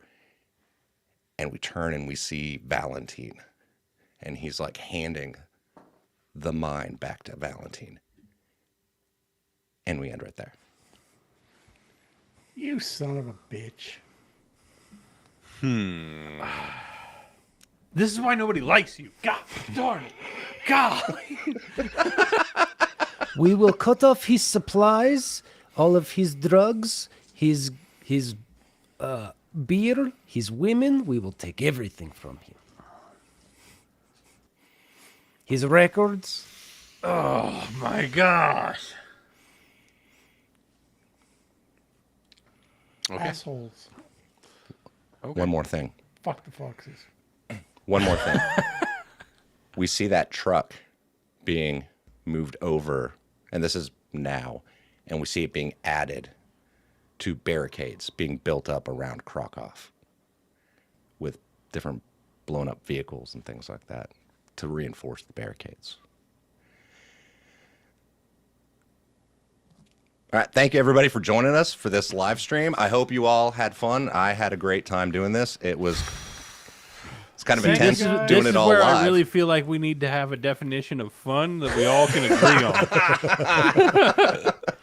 Dude, I got to do 3 full pages of like plot ideas. It was great. It was amazing. It was really good. Thank you everybody that was in the chat. That was great. Thank you for the suggestions on names. It made my job a lot easier. I didn't have to Google Polish names. It made my life so much easier. Good night, everybody. Thanks for listening. Thanks for joining us. And to our patrons, as I said before, thank you for supporting us and increasing our audio quality. We have that new show that we're planning, Rogues of Return, as I've said it a couple times. The way we're going to do it is we're going to do a live character creation in the future. Probably not this month because everyone has like summer vacations and shit like that coming out in June and July. So it'll probably be in August when we actually get around to doing that, just to forewarn you. But yeah, have a good night, everyone, and see y'all later. Everyone. Love you guys. Thanks, guys.